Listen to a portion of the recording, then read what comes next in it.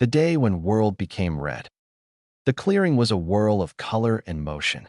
A flash of yellow, a streak of crimson, and two smaller blurs of orange and blue. Minato Namikaze, the fourth Hokage, moved with a grace that seemed to defy the laws of physics, a glowing Rasengan in hand as he guided his son. Beside him, Kushina Uzumaki was a hurricane of flowing red hair, her chakra chains erupting from her back to gently corral her daughter. Again, Minma. Faster. Minato called out, his voice a bright, encouraging shout. Focus your chakra. You're still relying too much on the Ninetales cloak. Mito, keep your chain straight. Kushina chirped, her tone warm and playful. Remember what I told you. They're not just for power. They're an extension of your love. From a high branch of a tree, far removed from the dust and energy of the training ground, a small, 11-year-old blonde boy watched. He was so still he might have been part of the foliage itself. The sounds of his family were a distant hum, a melody he wasn't part of. His hair was the same as his father's, but his eyes were a different matter. A shade of startling red, with three tomos swirling around a deep black pupil. His heart didn't ache with jealousy, not exactly. He loved his siblings. He knew they were special. Everyone in the village knew. Mito and Minma were the heroes of the leaf, the ones who held the Kyuubi at bay. His parents spent every waking moment of their free time training them, shaping them into the powerful shinobi they were destined to be. Naruto understood the necessity of it, the logic. Still, logic couldn't stop the quiet sting of being an afterthought. A brief pause in the training allowed Minato to glance in his direction. He offered a quick, distracted smile and a wave. Naruto, staying out of trouble? It wasn't a question that expected an answer. It was a fond dismissal, a quick check-in before he turned his full attention back to Minma, who was now stumbling through a complicated jutsu. Naruto didn't wave back. He didn't move at all. He just observed, his crimson eyes soaking in every detail. He was learning more than his siblings were, in a way. He was learning on his own terms. His Sharingan was his silent partner, his secret teacher. It was a lonely kind of power, and he was a lonely kind of boy. The weight of his loneliness was a constant presence, not a shout, but a low thrumming hum, like the distant pulse of his mother's chakra chains. #flashback.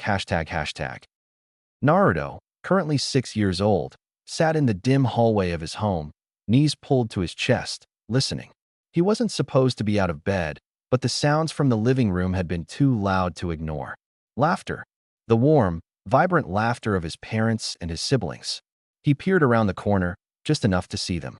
Minato was holding Minma aloft, a triumphant grin on his face. You did it. You held the chakra cloak for a full 3 seconds, son. That's a new record. I told you he could do it, darling. Kushina's voice was filled with pride.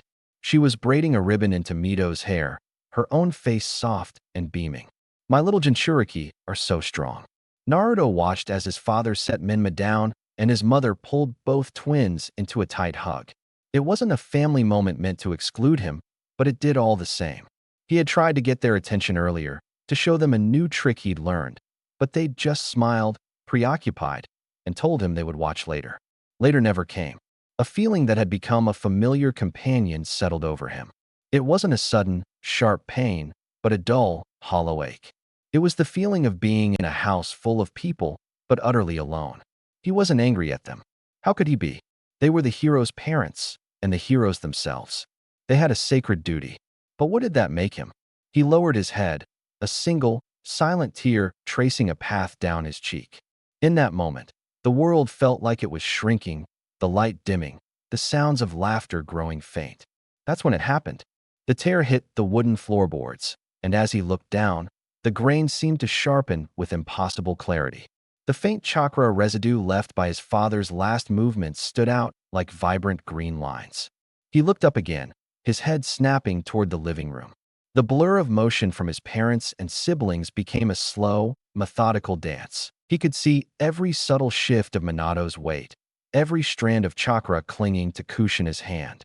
It was too much. The world was too clear, too sharp. He staggered back, stumbling to a small mirror hung on the wall. He stared at his reflection, but it wasn't his reflection anymore. His normal blue eyes were gone. Instead, two red irises, like droplets of blood, swirled with three small, Kama-like shape surrounded dark pupil. His body trembled, not with fear, but with a profound and bone-deep confusion. He didn't know what this was, but he knew why it had come. It had come because he was alone. It was a visual representation of his solitude, a secret born of his quiet heartbreak. He instinctively rubbed his eyes, and when he looked again, the red was gone, replaced by the familiar blue. The world was fuzzy and indistinct once more. He quickly got back to his room and lay on his bed, pretending to be asleep. But he wasn't. He was just a small boy with a big, new secret.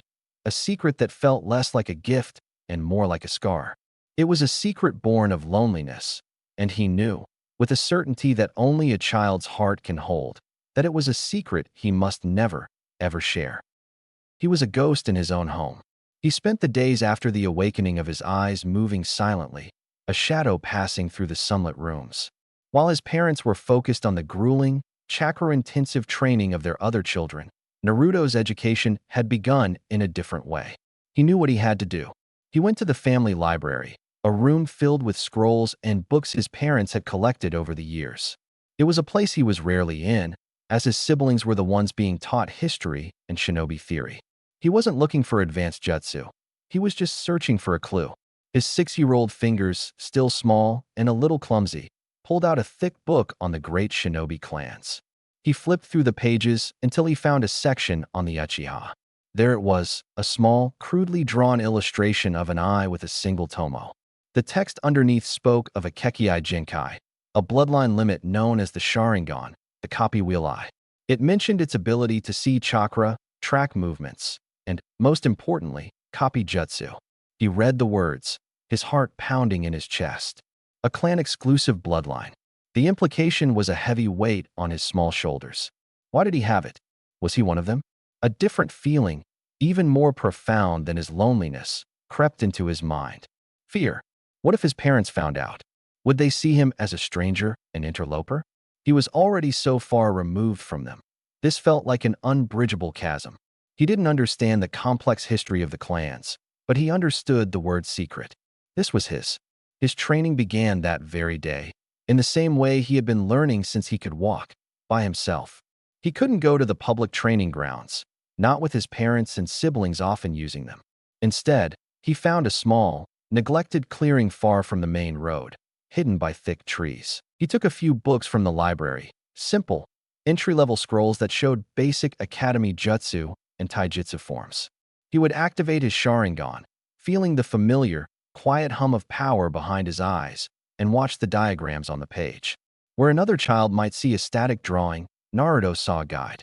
He would practice a basic punch repeatedly, using his eyes to correct the angle of his arm and the position of his feet until it matched the illustration perfectly.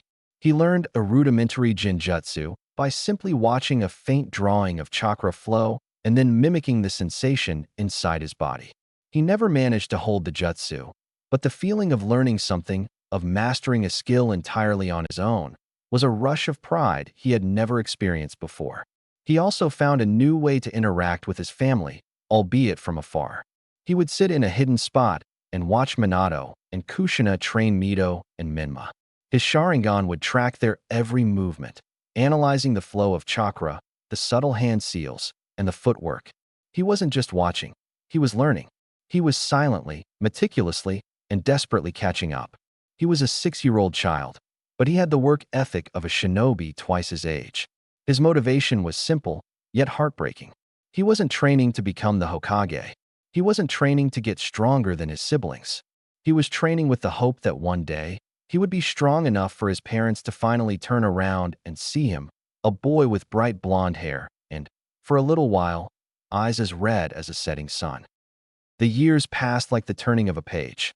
Naruto grew, but his silent, solitary existence remained the same. His training continued in secret, a constant hum of effort and quiet desperation. He had mastered the tree climbing and water walking exercises with a terrifying efficiency, his Sharingan allowing him to instinctively correct even the slightest deviation in chakra flow.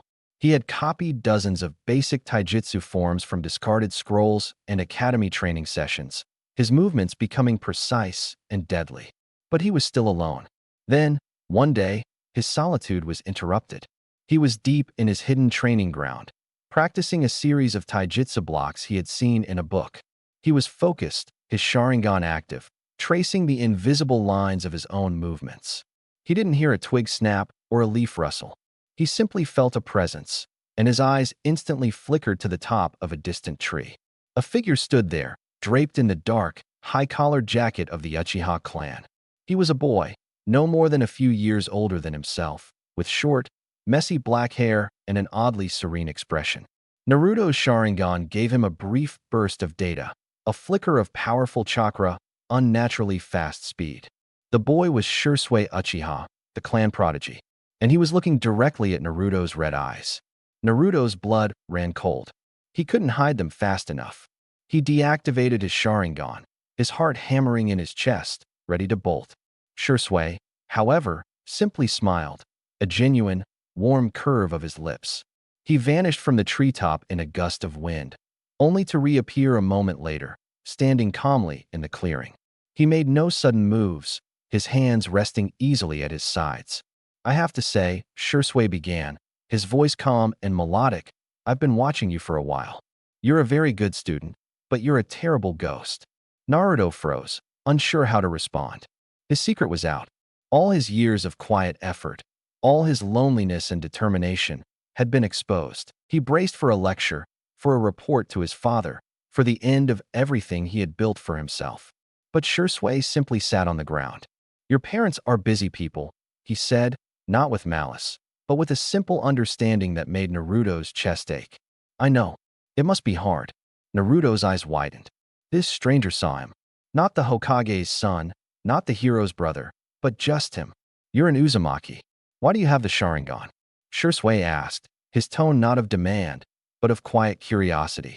Naruto hesitated, but the vulnerability in Shursui's eyes was disarming. I don't know," he confessed, his voice barely a whisper. "It just appeared, when I was really sad." Shursui nodded slowly, a faraway look in his eyes. "That's how it is for us. We awaken it through profound pain. And if there's one thing I know about you, Naruto, it's that you carry a lot of pain." He reached out a hand. "I won't tell anyone. It's our secret. But you can't keep training on your own." Naruto looked at the outstretched hand, his small body trembling.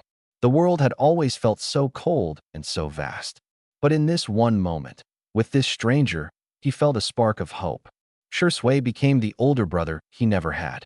Their training sessions were a world apart from Naruto's solitary efforts.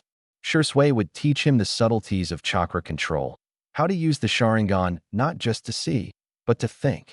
He taught Naruto the body flicker technique, explaining the delicate dance of chakra and movement that allowed him to move at speeds beyond the human eye. Naruto, with his Sharingan, learned it in a matter of weeks, his body and mind working in perfect, focused synergy. Shursui also taught him how to use his eyes as a defense against illusions and as a tool for prediction, analyzing an opponent's every subtle twitch and shift. The training was hard, brutal, and often pushed Naruto to his limits. But it was also filled with a warmth he had never known. For the first time, someone was teaching him, guiding him, and believing in him. He was still alone in his family, a secret that no one would ever know. But now, when he activated his Sharingan and saw the world in perfect, analytical detail, he didn't feel the sting of loneliness. He felt the quiet, powerful confidence that came from knowing he had a purpose, a friend, and a master who saw him for exactly who he was. A year had passed, and the boy who had once longed for attention had been replaced by a quiet, detached young man. The loneliness had not broken Naruto. It had forged him into something hard and unyielding. His voice was a calm murmur, his face a placid mask. He moved through his home as if he were a visitor, an observer, and his family, in their endless preoccupation, had become too accustomed to his silent presence to even notice. Naruto entered the kitchen, his footsteps making no sound on the tile. His father, Minato, was quickly grabbing a snack before heading back to the Hokage's office, papers already clutched in his hand. Minato smiled, a warm but distant expression. "Ah, Naruto, how was your day? Everything going well?" Naruto didn't pause as he moved to the cupboards. "It was fine." Good, good," Minato replied, his attention already back on a document. He was halfway out the door when Naruto's voice stopped him. The seal on your chakra paper is flawed. It'll bleed in the rain. Minato froze. He looked at the paper, then back at Naruto, a flicker of surprise in his eyes. He quickly adjusted the seal, a new wave of respect for his son's observation skills washing over him. Right. Thanks, Naruto. I'll see you later. He didn't notice the way Naruto's face remained blank, or the fact that he was already gone, having returned to the silence of his room. Exhausted siblings Minma stumbled into the house, his clothes torn and his body covered in bruises. He threw his bag to the floor with a groan, collapsing onto the couch. Dad and Mom are training us to exhaustion. I think I'm going to pass out. Mito, her hair still wet from a quick shower, sat next to him. Tell me about it. We can't even get the new jutsu right. They both looked at Naruto, who was calmly reading a book, his back to them. Naruto, Minma sighed, you're so lucky. You don't have to deal with all this. It's so much pressure. Naruto simply turned a page. Yes, Mito shot Minma a look that said, he's in one of his moods. They were too tired to try and engage him further, so they simply fell into a weary silence, assuming his quietness was just a quirk, a part of who he was. Kakashi was visiting the house for a rare, quiet dinner. The silence was thick and palpable. He watched as Naruto sat at the table, eating meticulously, but completely separate from the family's conversation. Finally, Kakashi broke the quiet. He grabbed Naruto's arm, pulling him away from the table. Naruto, we need to talk. He led Naruto to the porch, his voice low and concerned. Naruto, I know things are hard, but you can't be like this. They're trying their best. Your parents are the Hokage and the hero who sealed the Nine Tails. The village depends on them. You have to be more understanding. Naruto calmly pulled his arm away. I understand everything, Kakashi-sensei. I understand why they do what they do. I understand that Mito and Minma are more important. You don't need to explain it to me. It's not about being more important, Kakashi started, but Naruto's cold, calm tone cut him off. I'm not angry, he said, and the truth of it was more chilling than any rage could have been. I'm not sad. I'm not anything. It is what it is. Kakashi stared at him, speechless. This wasn't the lonely child he expected to see. It was a person who had already given up on being seen. He had no response to this quiet, profound detachment. The next day, Kakashi found Naruto at a secluded training ground, one he had never seen the boy use before. He was practicing a complex series of hand-to-hand combat forms, his movements fluid and precise. Kakashi's lone eye widened slightly, impressed by the flawless technique. This wasn't something you learned from an academy scroll. He recognized the speed and economy of motion. It was the mark of a prodigy. Naruto, still and silent as ever, continued his training without acknowledging him. He didn't even turn his head. Kakashi walked over and sat on the ground a few feet away, leaning back against a tree. He didn't offer a word of praise or criticism. He simply watched. For nearly an hour, the only sounds were the soft thud of Naruto's feet on the grass and the rustle of leaves in the wind. Finally, when Naruto finished his routine, he stopped and looked at Kakashi, his expression unreadable. I won't tell them, Kakashi said, his voice quiet, devoid of the patronizing tone from the night before. About your abilities. I can see you've been working hard. You're very good. Naruto's eyes remained blank, but his body language was wary. He crossed his arms over his chest, a silent question in his posture. Kakashi pulled out a small kunai and began tossing it from hand to hand. You know, when I was a kid, my father was a hero. The white fang of Konoha. But he was misunderstood. And when he died, everyone shunned me. Naruto's gaze flickered. This wasn't what he expected. I was alone. Completely alone, Kakashi continued, his voice soft, almost a confession. I had friends, teammates, but they couldn't understand. I had to learn to rely only on myself. To shut everything out to protect myself from the pain. He finally looked at Naruto, his gaze direct and empathetic. The difference is, you have a family, and you're still alone. Naruto didn't say anything, but the wall he had built, a wall of calm detachment, seemed to crack, just for a moment. He looked down, and Kakashi saw a flicker of the lonely child from years ago in his eyes. They're not bad people, Naruto, Kakashi said. They're just oblivious. But that doesn't make your pain any less real. I can see it. You don't have to carry it by yourself. You don't have to tell me anything, but I can be here, even if it's just to sit in silence. Naruto looked up at him, a flicker of raw vulnerability in his eyes. He had no words. He didn't know how to respond to this unexpected kindness. No one had ever offered him a hand without an agenda. He simply turned and walked back to his training. But this time, he didn't put as much distance between them. The message was clear. He hadn't accepted the offer, not fully, but he hadn't rejected it either. Kakashi sat there for a long time, watching the boy train in silence. For the first time, he felt he had reached a small part of the boy, and in his own heart, he felt a new kind of duty, to protect this lonely child from the very people who were supposed to protect him. The silence was a palpable thing, heavy with the weight of the secret they now shared. Kakashi stared at Naruto's Sharingan, his mind racing to process the impossible sight. After a long moment, Naruto deactivated his eyes, the red giving way to the familiar blue. Shursui said my Sharingan is special, Naruto said, his voice quiet. He said it has more power than it should, especially in Jinjutsu. Kakashi's shock turned to a profound, contemplative silence. Shursui's words were not to be taken lightly. Shursui was the genius of the Uchiha clan, a master of illusion so powerful he was known as Shursui of the body flicker. For him to make such a statement about a child's Sharingan. He's right, Kakashi said, his voice barely above a whisper. The Sharingan's power isn't just in the eyes themselves. It's amplified by the wielder's chakra. The Uchiha had powerful chakra, but it was specialized. Your Uzumaki chakra, is something else entirely. It's vast. It's an ocean. He looked at Naruto, a sense of awe mixed with a deep, bone-deep sorrow. The power in your eyes is being fed by a limitless well. Your Jinjutsu won't just be effective. It could be absolute. And the physical strain that cripples other Uchiha when they overuse their eyes. You might not have to worry about it. Naruto's brow furrowed, a rare display of emotion. Is that a good thing? Kakashi sighed. Power isn't good or bad, Naruto. It just is. This makes you a weapon far more dangerous than anyone in this village can comprehend. You're a walking contradiction, a perfect fusion of two of the most powerful bloodlines in history. He placed a firm hand on Naruto's shoulder. This isn't just about training anymore. This is about control. The power in your eyes is fueled by emotion. You awakened it with your loneliness. If you let yourself become too angry, too resentful, it could twist you. That's a different kind of burden, one that no Uchiha has ever had to carry. Naruto just nodded, taking in the information calmly. He was a boy, but in this moment, he was also a soldier being briefed on a mission of vital importance. So, Kakashi concluded, his voice low and firm, our training just changed. No one can ever know about this.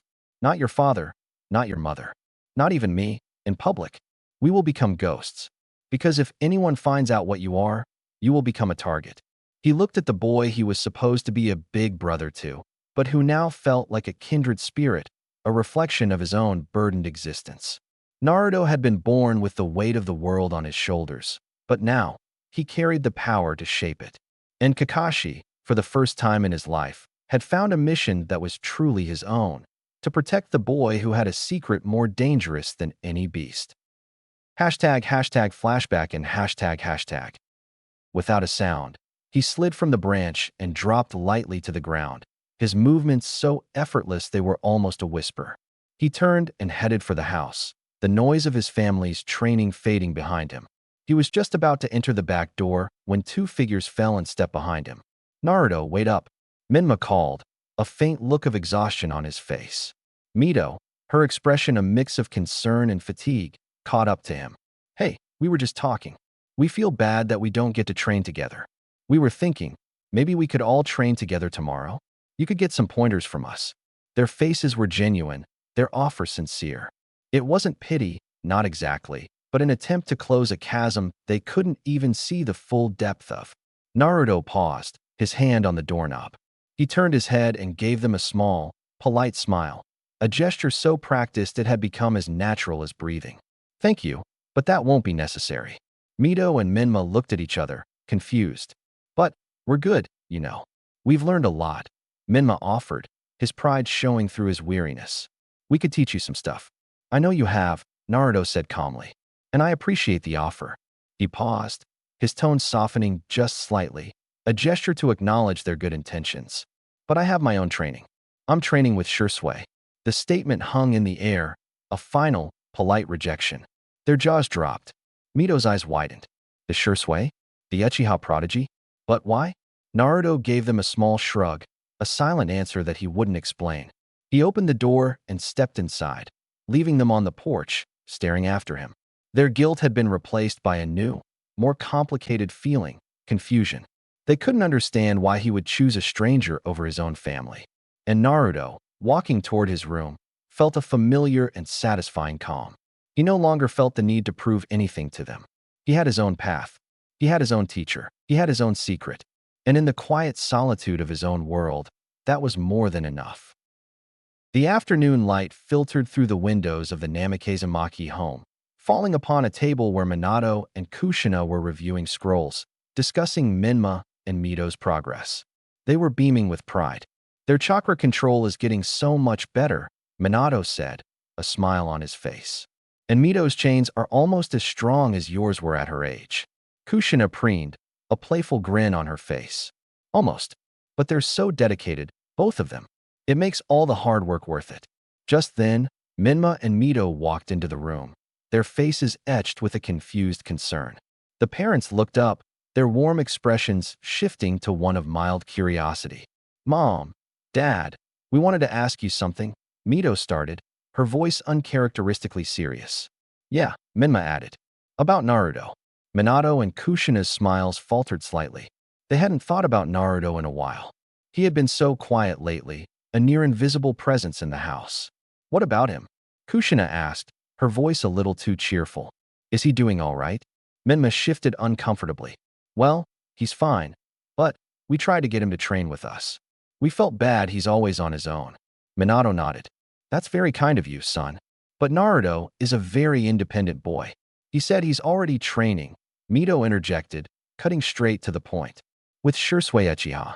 The words hung in the air like a genjutsu, shocking the two adults into silence. Minato's pen dropped from his hand, clattering against the table. Kushina's eyes widened, a flicker of genuine bewilderment in them. With Shursui? Kushina repeated, her voice a whisper. That's not possible. Why not? Minma asked, genuinely confused. He said it himself. Minato stood up, his face serious. Naruto is only 11. Shursui is one of the clan's top operatives. He's been incredibly busy with Umbu missions lately. There's no way he has time to mentor a Genin, let alone a boy who hasn't even started at the academy. Mito and Minma exchanged a look. But why would he lie? Mito pressed. He looked so calm about it, like it was just a normal thing. The question hung in the air, a cold, sobering reality for the two parents. Minato looked at Kushina, and for the first time in years, he saw a crack in her ever-present smile. They had been so consumed by their duty, by their chosen children, that they had not once considered what their neglected son had been doing. They had simply assumed he was fine. I'll talk to him, Minato said, his voice laced with a confusion that was rapidly turning to a deep-seated guilt. But even as he said the words, he knew. He knew Naruto wouldn't lie. He knew there was something about their youngest son that they had completely missed. And the silence in the room suddenly felt less like peace and more like a void. Later at dinner, the Namikaze dinner table was a picture of a perfect family. Minato and Kushina sat at either end, a warm sense of love and contentment radiating from them. Mito and Minma chattered about their day's training, their voices full of youthful energy. A place was set, but it remained empty. Without a sound, Naruto entered the room. He moved like a whisper carried on the wind, his presence so subtle that no one even noticed him at first. He walked to his seat and settled into it, a ghost at his own family's dinner table. It was only when Kushina went to serve him that she noticed he was already there. Oh, Naruto, I didn't even see you come in, she said, her voice a little too loud in the sudden silence. Minato cleared his throat, his expression thoughtful. He had been thinking about Mito and Minma's words all day. The doubt had been gnawing at him, a tiny, uncomfortable sliver of reality in his otherwise perfect life. Naruto, Minato began, his voice surprisingly formal. Minma and Mito told us you've been training with Shursui. Is that true? The question was simple, but it hit Naruto with the force of a full-body blow. He froze, his hand halfway to a bowl of rice. A sudden, Jarring feeling of surprise crashed through his calm, detached facade. He had truly believed they didn't care, that his life outside of this house was invisible to them. The question was not an accusation. It was the simple, genuine interest of a parent, and it caught him completely off guard. He finally looked up, his blue eyes showing a flicker of raw emotion. Minato seemed to sense the boy's shock. He tried to soften his tone. "Son, we're just a little surprised. Shursui is a very busy shinobi. I wasn't aware you were in contact with him." Naruto's eyes held his father's gaze, and the flicker of surprise hardened into a quiet, cold resolve. After a moment, he responded, his voice even and calm. "He found me. He saw that I was teaching myself and offered to help." Kushina leaned forward, her face a mask of confusion. "Why would he do that? He's a prodigy. He must have a reason." "He said that I was a prodigy too," Naruto replied, the words hanging in the air. The unspoken question was clear. Why didn't you see it? The atmosphere in the room shifted. It became heavy with unspoken words. The perfect family dinner was over. In its place was a tense silence, a chasm opening up between them. Naruto watched their confused, hurt expressions, and a part of him, the part that had been so starved for recognition, finally snapped. He would show them. He would show them what their neglect had created. He met his father's gaze, the deep blue of his eyes changing, a vibrant, terrifying crimson. A single tomo appeared in each eye, then a second, and finally, a third. The swirling, three-pronged Sharingan pulsed with a dark, mature energy. Mito and Minma gasped, their faces going pale. Minato stared at the impossible sight, his mind racing.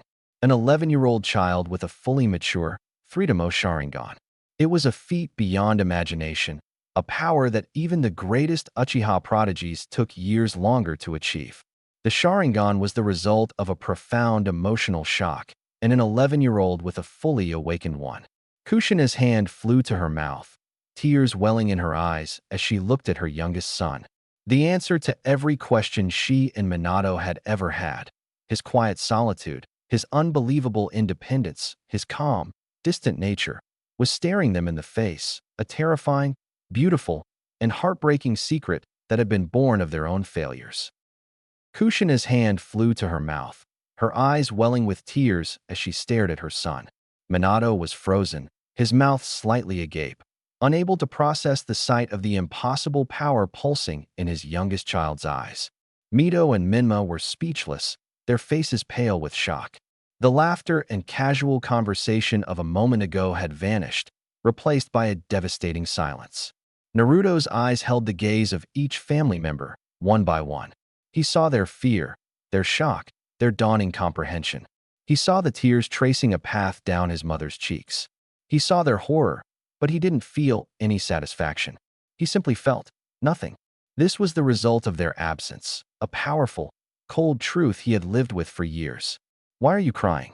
he asked, his voice calm, even, and devoid of any discernible emotion. The question hit Kushina like a physical blow. Her shoulders sagged as a sob escaped her lips. She didn't have an answer. How could she explain that her tears were for a lifetime of missed moments, for the son she had never truly seen? She was crying for the little boy who had been in pain, for the 11 years she had been so blind, and for the cold, emotionless young man he had become as a result. Minato stood up, his chair scraping loudly against the floor. He wanted to say something, anything, but the words died in his throat. He was the Hokage, the leader of a village, a man known for his calm under pressure. But in this moment, looking at his son's eyes, he felt a level of profound failure he had never experienced. Naruto simply watched them, his crimson eyes spinning slowly, waiting for a response that would never come. He was a perfect shinobi, a testament to his own strength and resilience. And in his detached, quiet question, he had broken his perfect family. The tears streamed silently down Kushina's cheeks. Minato stood, frozen in place, as the full weight of their failure crashed down on him. The rest of the family stared, speechless. In the face of their devastation, Naruto felt nothing. He saw their reactions as an overreaction, a dramatic display he couldn't comprehend. "Don't get so worked up," Naruto said, his voice even in calm. He deactivated his Sharingan, his eyes returning to their normal blue. Shursui had his fully mature Sharingan at 10, so it's not a big deal. The words landed in the silence like a slap. It wasn't an act of cruelty, but a statement of simple, heartbreaking fact. He wasn't trying to comfort them. He was offering his own perspective, one shaped by his secluded training with a genius of the Uchiha clan. His benchmark for success wasn't the average shinobi, but a legendary prodigy. The casual dismissal of his own feat was more devastating than any angry outburst could have been. Kushina's tears turned to a silent, gut-wrenching sob. The idea that her son was so far removed from their world that he saw an 11-year-old with a fully awakened Sharingan as not a big deal was a truth too painful to bear. She was crying for the life she had given him and for the life she had ignored. Minato's eyes dropped from Naruto's face to his hands, which were clenched into tight fists. He was a man of logic and strategy, but there was no jutsu, no tactic, that could fix this. His son wasn't just a boy he had failed to notice. He was a stranger, a ghost in his own home.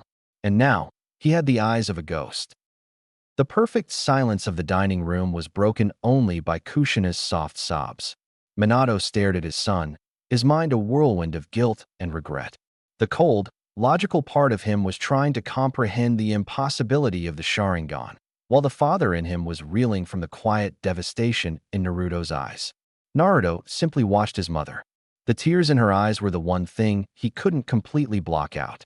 They were a reminder of how she had carried him in her womb for 9 months and endured unimaginable pain to give him a life. The tears she shed now felt like a betrayal of that struggle. He sighed, the sound not of anger, but of a deep, bone-weary exhaustion. The weight of his loneliness, his secret, and this sudden, painful confrontation was finally taking its toll. "I'm not mad at you," he said, his voice calm and tired. "If anything, I'm just tired."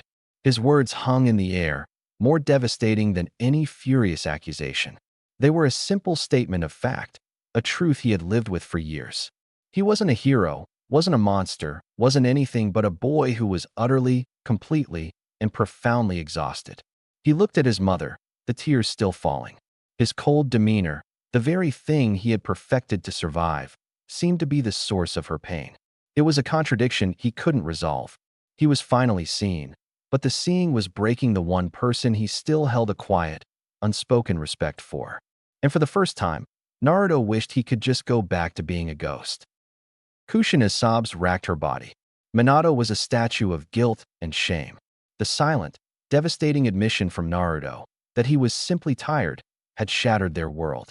He had given them his truth, a truth that was a direct result of their neglect, and it was more painful than any accusation could have been. Naruto looked at his mother, the tears still falling. His calm facade, the shield he had so meticulously built, began to crack. He had expected anger, fear, or confusion, but the tears were something he hadn't prepared for. He had hated seeing them in his mother's eyes ever since he could remember. Slowly, carefully, he rose from his seat. He walked around the table and knelt beside her chair. The action was so out of character that everyone at the table, Minato, Mito, and Minma, watched in stunned silence. Naruto reached out a hand, a small, uncharacteristic tremor running through it. He gently pulled his sleeve and, with an almost tender gesture, used it to wipe the tears from her cheeks. "Please don't cry," he whispered, his voice so quiet it was barely audible. It was the plea of a little boy, not the voice of the detached young man who had just revealed a forbidden power. Kushina's breath hitched. She looked at his face, at the blue eyes that, for a single moment, held a flicker of the love and innocence she had been so blind to. The dam of her composure broke completely, and she reached out, pulling him into a tight, desperate hug. She didn't have to say anything. Her silent embrace said it all. She was sorry. She was so sorry. And as Naruto felt his mother's arms around him for the first time in years, he didn't tense. He didn't push her away.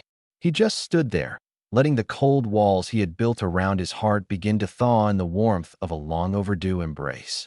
The Sharingan, the secret training, the emotional distance, all of it faded for a single, precious moment. He was just a boy, and in his mother's arms, he was finally seen. Next day at Asedmi, the Konoha Academy was a cacophony of sound and energy, a stark contrast to the quiet of the Namikaze Uzumaki home. Genin hopefuls ran, shouted, and sparred, their youthful exuberance a vibrant display of life. But for Naruto, it was just another stage. He sat alone at the edge of the training field, a textbook on basic jutsu open on his lap, his expression placid and unreadable. He had already mastered all of it, and more. He was here because it was a requirement, not because he needed to be. He was an anomaly. His siblings, Mito and Minma, were the center of a swirling vortex of students and attention, their prowess on full display. They were the heroes, the prodigies, the children of the Hokage. But Naruto was a ghost, and the other students, accustomed to his silence, barely registered his presence. The only one who did was a boy with spiky brown hair and a perpetually bored expression. Shikamaru Nara, a lazy genius who found most of the world to be a troublesome chore, was sitting under a tree, staring at the clouds. He was the only person who seemed to understand Naruto's quietness. "Hey," Shikamaru said, his voice a low drone. Naruto didn't look up from his book. "Hey, your old man looked pretty spaced out today," Shikamaru observed, not with curiosity, but with a simple, detached observation. "Troublesome." Naruto closed his book, placing it on the ground beside him. He looked up at the clouds. "He's just figuring things out." Shikamaru gave a soft grunt of acknowledgement. He didn't ask what or why. He understood that some things were too complicated for simple words. He was a master of observation, seeing the patterns in people just as he saw them in the clouds. He saw Naruto not as the Hokage's neglected son, but as an island of calm in a sea of chaos. "Training later?" Naruto asked. "Sure. My place," Shikamaru replied, his voice still a low drawl. "My mom wants me to stop being a bum." "What a drag." Naruto gave a small, almost imperceptible smile. It was their ritual. Their training was a mix of strategy games and quiet, focused combat, an intellectual chess match played out with shuriken and kunai. It was a world they had built for themselves, a quiet refuge from the noise and expectations of the world outside. He looked back at the bustling training ground, at the animated forms of his siblings, and he felt a profound sense of peace. He had his own path, his own friends, and his own secrets. He wasn't the boy who desperately craved attention anymore. He was a different kind of ninja, a ghost who was silently learning how to wield his darkness, and he was okay with that. After Asedmi, he went to Shirsue's home. Naruto's heart was pounding, faster than it ever was, sounding too loud in the eerie silence of the surrounding. He was feeling too uneasy. Shirsue had been sick, but he said he's fine, a lie Naruto quickly detected. When he reached Shirsue's apartment, he didn't find any trace of Shirsue. His heart was pounding faster than before. It felt like it'll burst out. He must be busy with Umbu mission. The excuse sounded hollow to his own ears, and then he found a neatly folded letter and a scroll at Shirsue's bedroom. The scroll had a special seal that can only be opened by Naruto's blood, and that made it only worse. Shirsue wanted only Naruto to have this. And something inside Naruto said that he didn't want to know what's inside the letter, but still he went and read the letter. "Dear Naruto, by the time you find this letter, I'll be long gone. And I kinda suck at final words, 'cause they are final, you know? Got it. Well, back to topic. The truth is I have an incurable chakra illness, ever since I awoke my Mangekyo Sharingan. But don't worry, a part of me will always be with you. There are so many things I wanted to do, like becoming your Jonin sensei, embarrass you on your dates, and be there to help you, but I guess it won't be possible now. But hey, I'll be still, watching you from above, and I want to see you become a shinobi greater me. But hey, my Jinjutsu is still better, and one more important thing, I have left my eyes in a scroll for you. And if you ever awaken your MS, transplant your eyes with mine to gain eternal Mangenkyo Sharingan. Good luck, lil bro." Naruto was crying, but there was no sound, just silent tears. His Sharingan spun faster and morphed into an 8-pointed shuriken as his eyes started to bleed and he fell unconscious. Next day. Awakening in a new reality, the first thing Naruto registered was the sterile scent of antiseptic. The second was the soft, rhythmic beeping of a medical machine beside his bed. He opened his eyes, blinking against the harsh, white light of a hospital room. His head throbbed, and his entire body felt like it had been run over by a steamroller. A figure was standing at the foot of his bed, holding a clipboard. She had long, blonde hair tied back and a diamond-shaped marking on her forehead. It was Tsunade, the slug Sannin. Her expression was a mix of intense focus and a deep, weary concern. She was a professional shinobi, but her gaze held the wisdom of a woman who had seen and healed more trauma than anyone. She didn't react to his waking immediately. She simply jotted a final note on her clipboard before looking at him. "Your chakra pathways are in disarray," she said, her voice calm and clinical. "It's the kind of strain a body takes when it tries to hold a power it isn't ready for. I've also noted some severe mental trauma. Your mind is fighting to reconcile with something." Naruto's brow furrowed. He remembered the letter, the words, the silent, falling tears. He remembered a cold, hollow ache in his chest, and then a searing, blinding pain behind his eyes as his Sharingan evolved. He instinctively reached up, touching his eyes, which felt heavy and raw. How did I get here?" he asked, his voice a dry rasp. Tsunade set the clipboard down on a nearby counter. She folded her arms, her gaze never leaving his. "That would be your brother, Minma. He found you collapsed at an Uchiha apartment.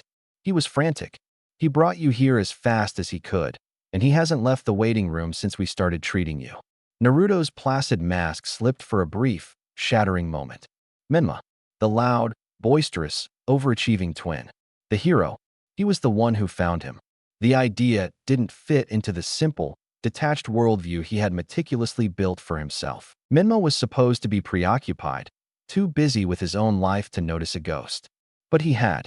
He had seen him, and he had saved him. The fact was more painful than the physical exhaustion. It was a new truth that forced its way through his carefully constructed walls. He was seen, not out of pity, but out of genuine, panicked concern. And he had his brother to thank for it. The hospital room was quiet, save for the soft beeping of the medical machine. Naruto lay in the bed, his face a placid mask of indifference as he spoke to Tsunade. He had just acted oblivious to her medical concerns, and her frustration was beginning to show. She knew his emotional distance wasn't a medical condition she could simply heal. It was a wound that had festered over years. "I need to make a call," Tsunade said, her voice firm. She left the room, her movements swift and purposeful. She found Minato pacing the hallway, Jiraiya sitting on a bench with a concerned expression, and Kushina holding the hands of Mito and Minma. "I can't get through to him," Tsunade stated bluntly. "He's putting up a wall so thick it's impenetrable. He's suffering from immense mental and emotional trauma, but he refuses to acknowledge it. I need you all to go in there and talk to him." Jiraiya sighed, running a hand through his white hair. "My godson, always a handful."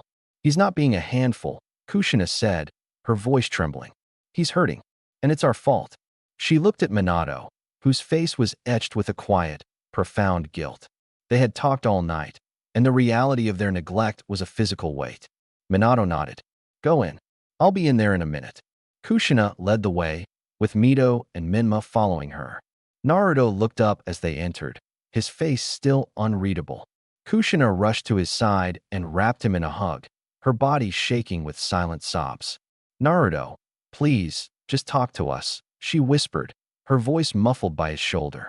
"Tell us what's wrong." Naruto remained still in her embrace, his hands limp at his sides. "Nothing is wrong," he said, his voice a quiet, calm monotone. "I'm just tired." Minma and Mito stood awkwardly at the foot of the bed. "We're worried about you," Minma said, his voice laced with genuine concern. "You fainted. We've never seen you do that." Naruto simply turned his head. "I just pushed myself too hard. It happens." Just then, Minato and Jiraiya walked in. Jiraiya gave a soft, knowing look to Minato before stepping forward. "Naruto, my boy." Jiraiya boomed, trying to break the tension. "You scared us all." "I was just telling Minato, you've got to stop trying to be the coolest shinobi. That's my job." Naruto offered a small, polite smile. "Yes, Master Jiraiya." Jiraiya's joke fell flat.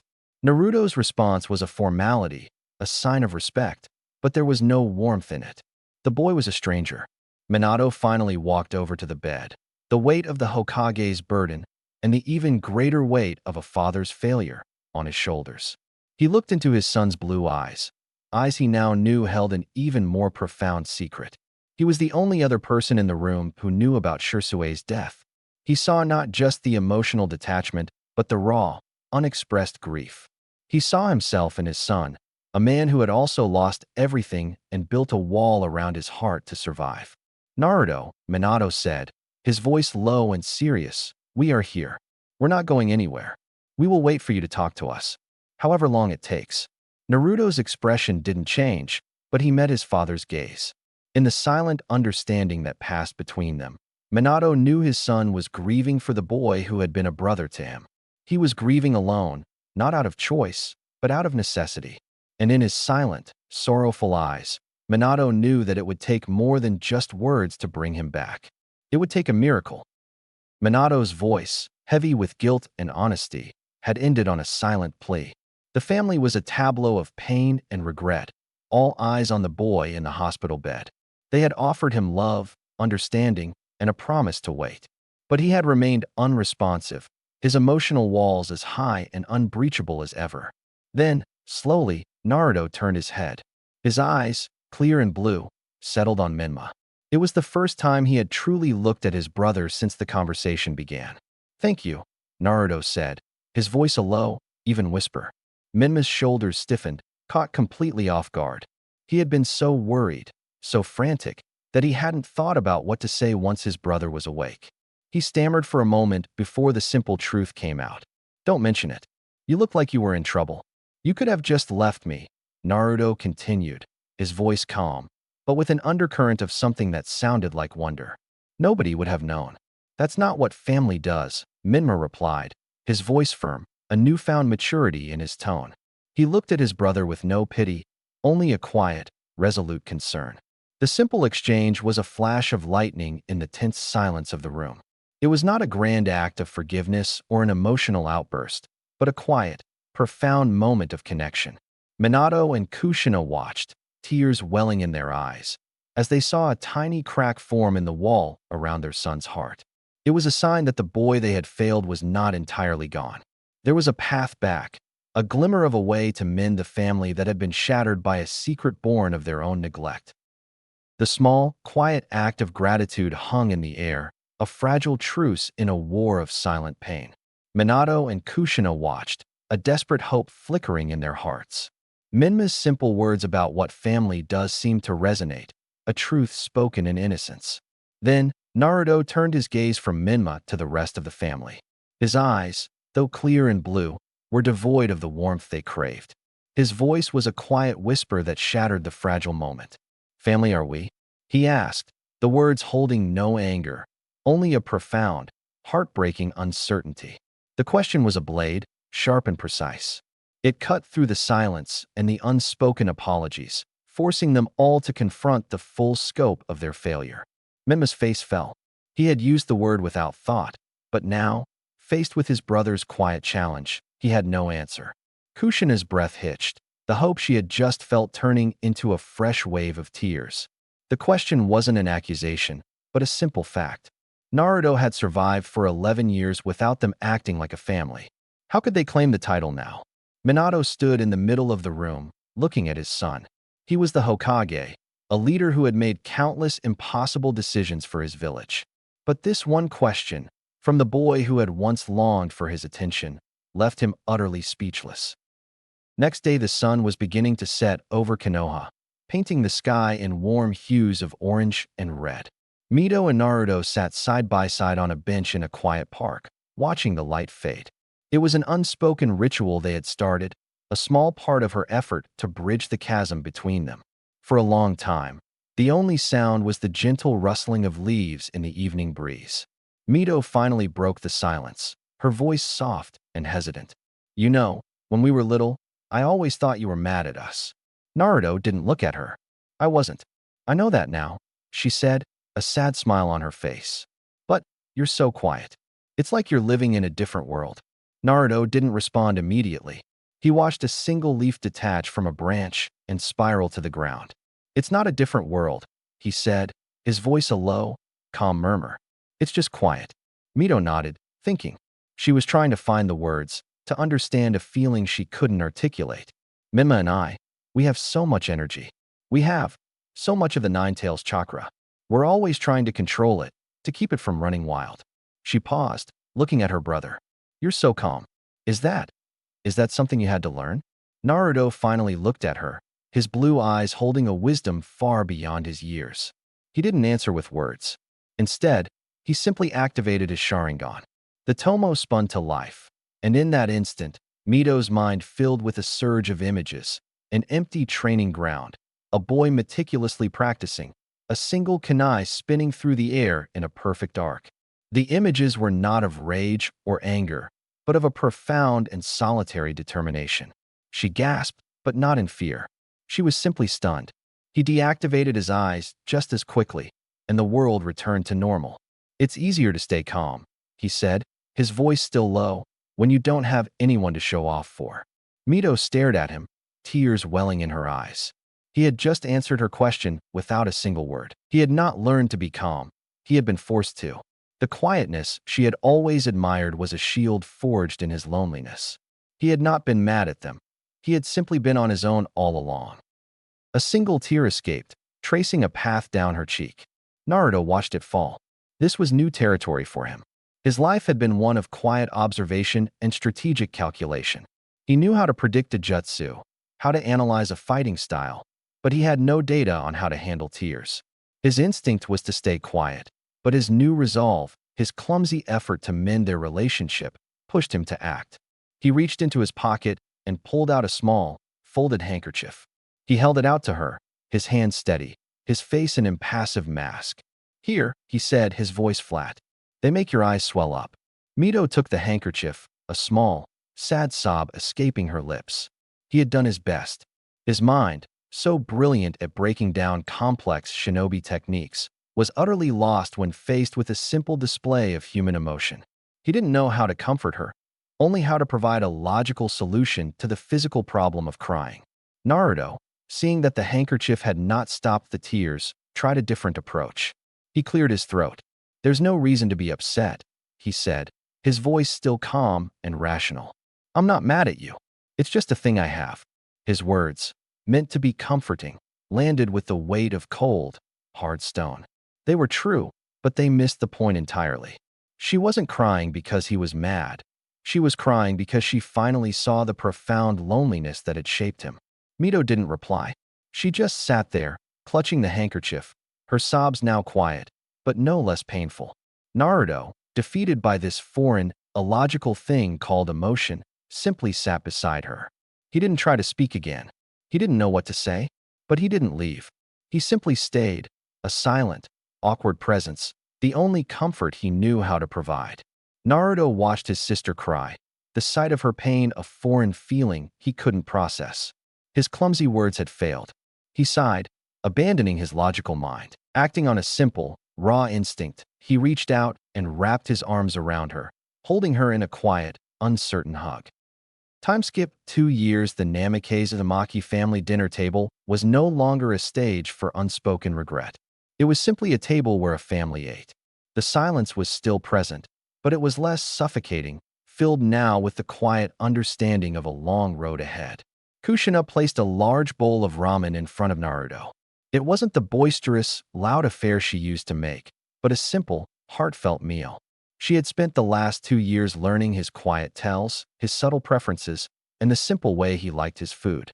"It's just the way you like it," she said, her voice soft. Naruto looked up from his bowl. He met her gaze for a moment, and his lips curved into the smallest, most private of smiles. "Thank you, Mom," he said, his voice a low, calm murmur. Kushina's breath hitched, and she squeezed her eyes shut, a single tear escaping. It was the first time he had called her that in years, and the simple word, spoken so quietly, meant more to her than any apology. Minma, who had been chatting with his father about a new training regimen, turned to Naruto. "Hey, you were there for our last session. You think you could have figured out that jutsu faster than me?" he asked, a hint of friendly competition in his voice. Naruto paused his meal. He didn't brag or boast. He simply answered, "It's a 2-stage jutsu. You were focusing on the chakra flow for the second part before the first part was complete. It's about a complete cycle, not 2 halves." Minma stared at him, his mouth slightly agape. He had spent hours on that jutsu, and Naruto had just broken it down in a single sentence. You were watching?" he asked, a mix of awe and surprise in his voice. Naruto gave a small, almost imperceptible shrug, and then went back to his ramen. The simple act of providing that insight, of engaging with his brother's world, was a testament to how far they had come. He was no longer a ghost in their lives. He was simply Naruto, quietly, slowly, and painstakingly finding his way back to them. Team 12, a new family. The air in the academy classroom hummed with the electric energy of freshly graduated Chūnin. Students buzzed with anticipation, their eyes darting around the room, hoping to be placed with their friends. Naruto, however, sat in the back, his posture calm and his face unreadable. He had his own reasons for hoping for a good team, a quiet willingness to try and make connections. Iruka Sensei, beaming with pride, stood at the front and began reading the team placements.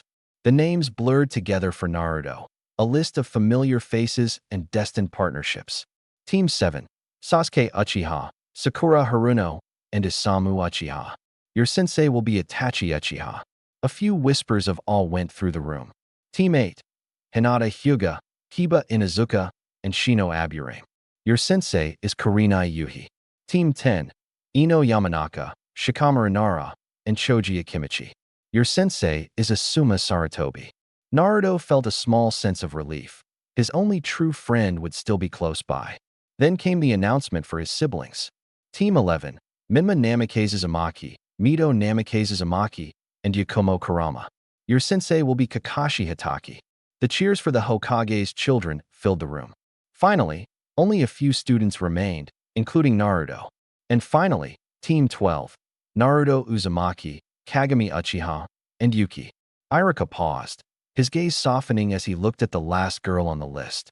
She was a pale, quiet girl with startling gray eyes, a foreign exchange student from the land of water. She was a survivor of a brutal bloodline purge, the sole member of a clan of ice release users. Your sensei will be here shortly. Dismissed. The room emptied in a rush of noise, leaving the three of them behind. Naruto, Yuki, and Kagami sat in silence, each an island in a sea of empty desks. Moments later, a man stepped into the room. He was tall, with long, dark hair and piercing golden eyes, but his expression was soft, almost grandfatherly. He offered a gentle smile that reached his eyes, a profound contrast to his reputation. "Hello," he said, his voice as smooth as silk. "I'm Orochimaru, and I'm your sensei." He walked to the front of the class, his gaze settling on each of them in turn. His eyes lingered on Yuki, but not with cold scientific curiosity. There was a deep, empathetic sadness in his gaze, a silent understanding of her past. He had also been a child alone in the world, and he saw a reflection of himself in her. "I have already heard a great deal about you," he said. Naruto Uzumaki, a boy with an incredible spirit. Kagami Uchiha, a gifted mind. And Yuki, a young woman with a beautiful, unique gift. His words made them feel not like new shinobi, but like children in the presence of a kind guardian. "You will meet me on Training Ground 3 later this afternoon," he said, his voice a calm and encouraging presence. "We will not be doing a test. We will simply be talking. I am here to help you not only become great shinobi, but to become a great team. I look forward to it." He gave them another warm smile before leaving the room, leaving behind a profound sense of quiet hope. The sun was a warm weight on Training Ground 3. The clearing, surrounded by a thick circle of trees, was silent save for the occasional bird song. Orochimaru stood at the center of the field, his smile gentle and reassuring. Naruto, Kagami, and Yuki sat on the grass in a small, tense triangle. "All right, let's begin," Orochimaru said, his voice as smooth as silk. "Before we test your skills, we must first learn to understand each other. This is the foundation of every great team. So, let's start with a simple question. What do you like, what do you dislike, and what is your dream?" He looked at Naruto, a quiet, knowing look in his golden eyes. "I don't have a particular liking for anything," Naruto said, his voice calm and even. "As for dislikes, I have many. But I particularly dislike unreasonable people and those who are too stupid to comprehend the greater picture." His words were delivered without a hint of emotion. "My dream is to leave the world slightly better than it already was." The statement was profound in its meaning. Those weren't the word of a child. No, those were the words of a person who has saw pain, felt pain, and learnt to forgive. Orochimaru nodded, a deep, silent understanding passing between them. He then looked at Kagami, a girl whose pride was as visible as her Uchiha symbol. I like training and my little brother, Sasuke, Kagami said, her voice firm and clear. I dislike those who think their power makes them better than everyone else. My dream is to become a shinobi strong enough to protect my family, and to make the Uchiha clan known for something other than its pride. Orochimaru gave a small smile. A noble goal. His gaze then settled on the last member of the team. Yuki was a small, timid girl, her hands clasped in her lap. Her eyes were a stunning shade of gray, the color of a winter sky, and they darted nervously from Kagami to Naruto. It's all right, Yuki, Orochimaru said, his voice gentle. There are no wrong answers here. Yuki took a deep breath, her hands clenching into fists. I like sweet food, she whispered, her voice barely audible. I dislike people who hurt others. Her eyes filled with a sad, distant memory. She paused, and her voice became a little stronger. And my dream is to find a family, one that won't leave me again. The air around them grew still, the silence now filled not with tension, but with a shared understanding. Each of them, in their own way, was searching for a place to belong. Orochimaru looked at his new team, 3 young shinobi who had all been given immense power, but had lost so much. He knew this would be his greatest challenge, but he also knew it would be his most important one. Orochimaru stood at the center of the training ground, 2 small silver bells glinting in the afternoon sun. He held them out, a gentle, knowing smile on his face. You have until sundown to take a bell from me, he said, his voice a low hum. The one who succeeds will pass. Those who fail will return to the academy. Ready, start. The moment the last word left his lips, a gust of wind carried a lone crow into the clearing. It had no sound, no presence, yet it drew Orochimaru's attention immediately. Its single, blood-red Sharingan spun, and in that instant, Orochimaru froze, his expression blank as he was locked in a powerful genjutsu. Before Kagami and Yuki could even register what was happening, Naruto was already in motion. His movements were a blur, a whisper of wind. He grabbed Yuki's arm and a handful of Kagami's jacket, and in a single, fluid motion, he flickered out of existence. They reappeared at the edge of the forest, the suddenness of the shift leaving Kagami and Yuki gasping for air. They stared at Naruto, a mixture of shock and confusion etched on their faces. The boy who was supposed to be a quiet, unremarkable ninja had just moved them with a high-level technique. What was that? Kagami whispered, her eyes wide. How? Naruto didn't answer. His expression was as placid as ever. He simply looked at Orochimaru, who was still locked in the crow's illusion. He's a Sannin. We need a plan. He's expecting us to attack him unknown. He then looked at his teammates, his gaze calm and unwavering. Yuki, you'll go in first. Use your ice release to create a diversion and trap him. He'll be expecting a physical attack. Yuki, still shaken, nodded slowly. And you, Naruto? I'll follow up with my genjutsu. Naruto's eyes held no emotion, but his plan was cold and logical.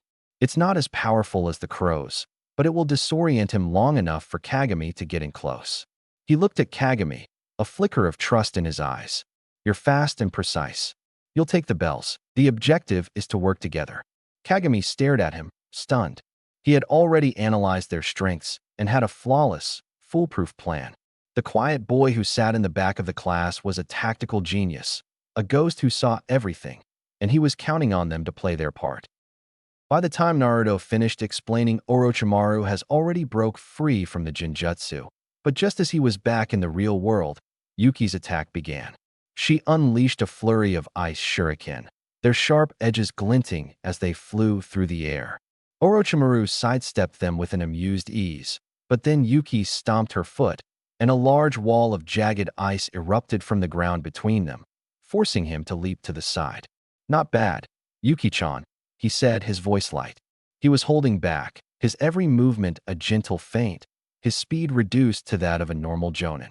He was fighting to test them, not to defeat them. Just as he dodged the last shard of ice, a strange, low hum filled the air. Naruto, still hidden at the edge of the forest, had activated a genjutsu. The world around Orochimaru shifted, the colors blurring into a nauseating haze. It wasn't powerful enough to hold him for long, but it was a perfect distraction. Kagami, a blur of motion, sprinted in for the bells. She was fast, her hand a perfect blur of motion, but Orochimaru was faster. He simply raised his hand, and the bells clinked against his open palm. She had failed, but just as her face fell in defeat, another crow, this one completely unnoticeable, swooped down from the trees. It snatched a bell and flew to where Naruto was hidden. "My sincerest apologies, Kagamikan," Orochimaru said with a light smile. "I believe the bell belongs to your teammate." The test was over. The bell was in Naruto's hands, a quiet victory for a brilliant plan. Naruto dropped silently to the ground, the small silver bell clutched in his hand. The crow, its work done, vanished in a puff of smoke. He met his sensei's golden gaze, his face as placid as ever, even as his two teammates stared at him in silent awe. "So did we pass?" Naruto asked, his voice calm and direct. Orochimaru's smile widened, a hint of genuine pride in his eyes. "You didn't just pass," he said, his voice a low hum of approval. "You are the first team to ever truly grasp the meaning of this test. A shinobi's greatest weapon isn't their jutsu, but their ability to work together and think beyond the obvious." He looked from Kagami and Yuki, who were still processing the flawless execution of a plan they had no idea existed, to Naruto.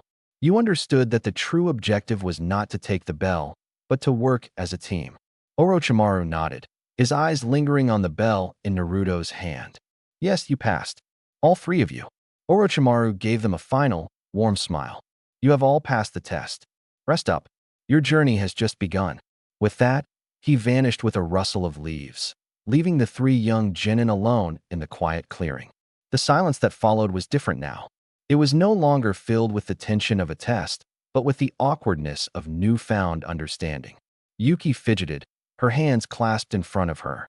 She took a deep breath, her voice barely a whisper. Would you two, maybe, like to hang out? I could buy you some sweet food." She looked at them, her eyes full of the quiet fear of rejection. Naruto's face, so recently a mask of calm strategy, softened. He saw the genuine, timid hope in her eyes and recognized a loneliness that he had spent years trying to conceal. "Yeah," Naruto said, his voice surprisingly gentle and kind. "I'd like that. Thank you." Kagami stared at Naruto, a new kind of shock settling in. She had just seen him demonstrate tactical genius beyond her comprehension, and now, he was being kind. To her, Naruto had always been just a quiet kid, another face in the crowd. Seeing him offer comfort, without a moment of hesitation, was completely unexpected. She had seen him as an emotionless tactician, but this was a whole new side to him. "Yeah, of course," Kagami said, her voice a little flustered. "Let's go. I know a great dango place." The three of them walked toward the village, the last rays of sunlight casting long shadows behind them. They were no longer a team of strangers, but three individuals, all a little broken, who had just found a quiet, new reason to belong. The late afternoon sun cast long, lazy shadows across the streets of Konoha. Team 12, their first mission assigned but not yet started, decided to grab a bite to eat. They found a quiet ramen stand and settled in, the steam from their bowls a warm haze in the cool air. Yuki, clutching her bowl, took a small bite, her eyes wide with simple delight. "It's so sweet," she whispered, her voice barely audible over the clatter of bowls. "I've never had a village with so many sweet things." Kagami, a quiet strength in her posture, ate in silence for a moment before turning her piercing Uchiha gaze on Naruto. "Why?" she asked, her voice direct. Naruto didn't look up from his ramen. He knew what she was asking. It wasn't about the food. It was about him, about the paradox of his genius and his emotional distance. "Why were you like that?" Kagami clarified, her voice softening slightly. "In the academy, you were just a ghost. How could you see everything and know so much, but be so quiet?" Naruto took a sip of his broth, his expression calm. "It's easier to see the whole picture," he said, "when you're not in the middle of it. When you're a part of something, you lose your objectivity. When you're outside of it, you can see things others miss." He didn't say he had been outside of it for his entire life. He didn't have to. The quiet sadness in his eyes said it all. Kagami simply nodded, a new understanding settling over her. Naruto was not an emo kid. He was a strategist who had been given a cruel advantage, years of complete detachment. She looked at Yuki, who was now smiling to herself as she ate. "It's good that you're here, with us," Yuki said quietly, her voice still timid but with a hint of newfound confidence. Naruto's lips curved into a small, almost imperceptible smile. "Yes," he said, "it is. Hashtag reports to the Hokage hashtag. The atmosphere in the Hokage's office was tense and professional. Minato sat behind his desk, his expression a mix of official authority and a deep, personal anxiety. Before him stood the Jonin sensei of the new Genin teams, ready to deliver their reports. First was Itachi Uchiha, his face as calm and expressionless as ever. "Team 7 has passed," he stated, his voice even. Sasuke, Sakura, and Isamu demonstrated excellent teamwork. Their collaboration was efficient and effective. He gave a small, almost imperceptible nod.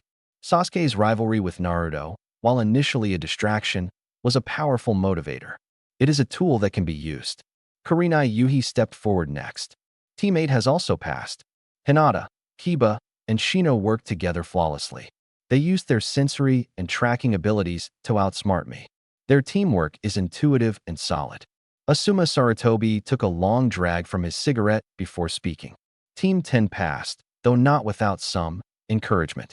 Choji, Ino, and Shikamaru are a handful, but they prove that the Ino-Shikacho formation is as effective as ever. They passed, reluctantly but surely, after Shikamaru figured out the trick. Then, Kakashi Hitaki, the Hokage's personal student, stepped forward. Team 11 passed, he said simply. Menma and Mito are exceptionally talented, and their control over the Nine-Tails chakra is remarkable. Yakumo Kurama's Jinjutsu abilities are already on a high level. However, he paused, his single eye taking on a serious expression. They relied too heavily on their individual strengths and need to learn to support each other without their inherent talents as a crutch. Minato nodded, his face solemn. He had expected as much. Finally, Orochimaru stepped forward. He stood before the Hokage with a gentle, reassuring smile that made Minato feel a deep sense of relief. Team 12 has also passed, Orochimaru said, his voice a low hum of approval.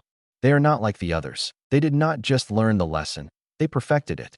Naruto Uzumaki is a genius strategist, and he used every tool at his disposal, including a Jinjutsu of his own making, to coordinate his team. Yuki and Kagami trusted his leadership, and in doing so, they not only took a bell, but they proved their mettle as a team. Minato's heart swelled with a quiet pride he hadn't felt in years.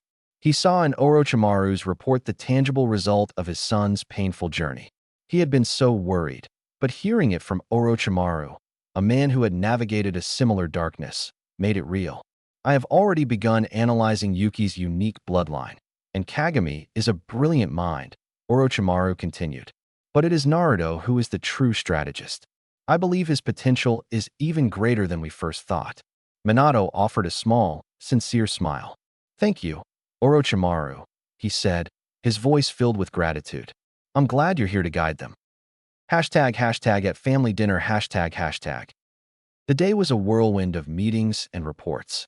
Minato, tired from a long day in the Hokage's office, finally arrived home. As he stepped through the door, the sounds of his family filled the air. He found Kushina in the kitchen, her face a mask of loving pride as she listened to Menma and Mito's boisterous retelling of their bell test. And then Kakashi Sensei said he was so impressed with our teamwork. Menma boasted, his voice loud and full of youthful pride. He said we were the best team in the class. That's wonderful, my little man, Kushina said, beaming, her hands a blur as she chopped vegetables for dinner. I knew you would be brilliant. Mito nodded eagerly. Kakashi Sensei said we were a natural fit. We passed with flying colors. Minato smiled, a genuine sense of pride in his heart. He was happy for them. But as his gaze moved away from the kitchen, his smile faded. Naruto was in the living room, a quiet, solitary figure. He was sitting on the floor, staring out the window, his expression placid and unreadable. He wasn't being ignored, not intentionally. He was simply a presence that didn't demand attention. He was an easy part of the room to forget. The scene was a stark, brutal contrast to the one Minato had just heard in the office. Menma and Mito's so-called perfect teamwork was a lie built on their own youthful ignorance, and their celebration was loud and effortless. Naruto's victory, a true masterpiece of strategic genius and emotional control, was completely silent. Minato stood in the doorway, the weight of his son's separate realities crashing down on him. One was a part of the vibrant, loving family, and the other, the quiet genius, was still alone. The sight was a painful reminder of his own failure. The sounds of a happy, bustling family dinner filled the air, but as Minato stepped through the door, a sudden silence fell. He stood in the entryway, his hands clenched into fists at his sides, his expression a mix of weary disappointment and a profound sadness. "What's this I hear about you two having a perfect teamwork?" he asked, his voice calm, but with a razor-sharp edge. Menma and Mito's cheerful expressions froze. They looked at their father, their youthful pride still shining brightly. "Kakashi-sensei, I said so." Menma blurted out, a hint of defiance in his voice. "He said we passed with flying colors." "He said you passed," Minato corrected, his gaze unwavering. He looked from his children to the quiet figure of Naruto, sitting alone in the living room. "He said you passed despite your reliance on your own natural talent. He said your teamwork was lacking." Kushina, who had been listening from the kitchen, slowly turned, her hands still. She saw the truth in Minato's eyes. "You too," Minato continued, his voice heavy with a deep sadness, "have always had everything handed to you. You've always had each other, and you've always had me and your mother. But Naruto, he had to earn everything. And he earned a victory far more profound than either of you." He gestured to Naruto, his face a silent, broken testament to his own failure. "While you were relying on your natural talent, your brother was figuring out how to beat a Sannin in under an hour. He didn't brag about it. He didn't make a scene. He just did it." Menma and Mito stared at their father, their expressions a mix of hurt and dawning realization. The hollow victory they had so proudly claimed was exposed as a lie. They had passed, but their brother had won. And for the first time in their lives, they saw a shadow of the boy who had always sat so silently in their midst. The air in the room was thick with the weight of Minato's words. Menma and Mito stood in stunned silence, their youthful arrogance shattered by the brutal honesty of their father's assessment. But before they could speak, Kushina stepped forward, her hands clenched at her sides. Her face, usually a canvas of warmth and affection, was now a mask of protective fury. "That's enough, Minato," she said, her voice a low, dangerous rumble. "They are children. They are not you, and they are not him." Her gaze, filled with a desperate mother's love, moved from her husband to her twin children. "You cannot hold them to the same standard as Naruto. What did you expect from them? To be tactical geniuses who can beat a Sannin on their first day? They're not like that. They're emotional. They're excitable. They're still learning. Is it a crime to be proud of them for trying?" She didn't wait for an answer. She went to her children and pulled them into a fierce, protective hug, her body acting as a shield against Minato's cold truth. "You listen to me," she whispered to them, her voice cracking with emotion. "You two are the bravest, most amazing children in the world. You worked hard, and you passed. That's all that matters. Don't you dare let anyone, not even your father, take that away from you." Naruto watched the scene unfold from the living room, his quiet facade unchanged, but his mind a jumble of new and painful information. His mother, the person he had desperately longed to connect with, had just separated him from his siblings. She had put a clear, emotional line in the sand, and he was on the other side of it. He was not like them. He was something else. He was the quiet genius who had to earn everything, while his siblings were the brave children who were worth protecting from the truth. The argument faded into a heavy silence. Minato stood, his face a mix of pain and frustration.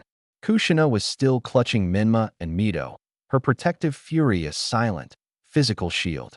The chasm between them had never felt wider.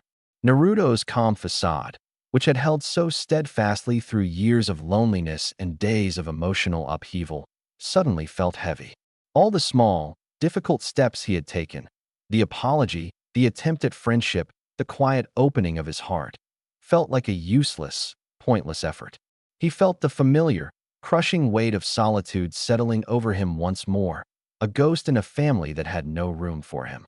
He was a creature of logic and order, and this was an unfixable chaos. Without a word, without a glance at his family, Naruto simply stood up.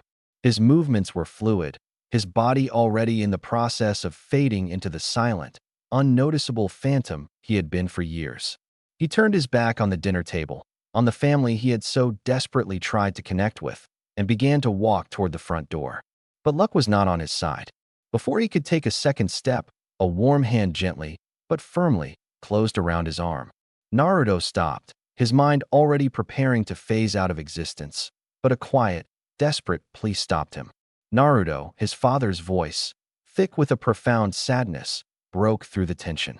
Minato's eyes were filled with a raw, paternal sorrow. He had seen the quiet retreat, and he would not let his son vanish into the darkness. Not again. Naruto stood still for a moment, the weight of his father's hand on his arm a beacon of the connection he so desperately craved. But it was too late.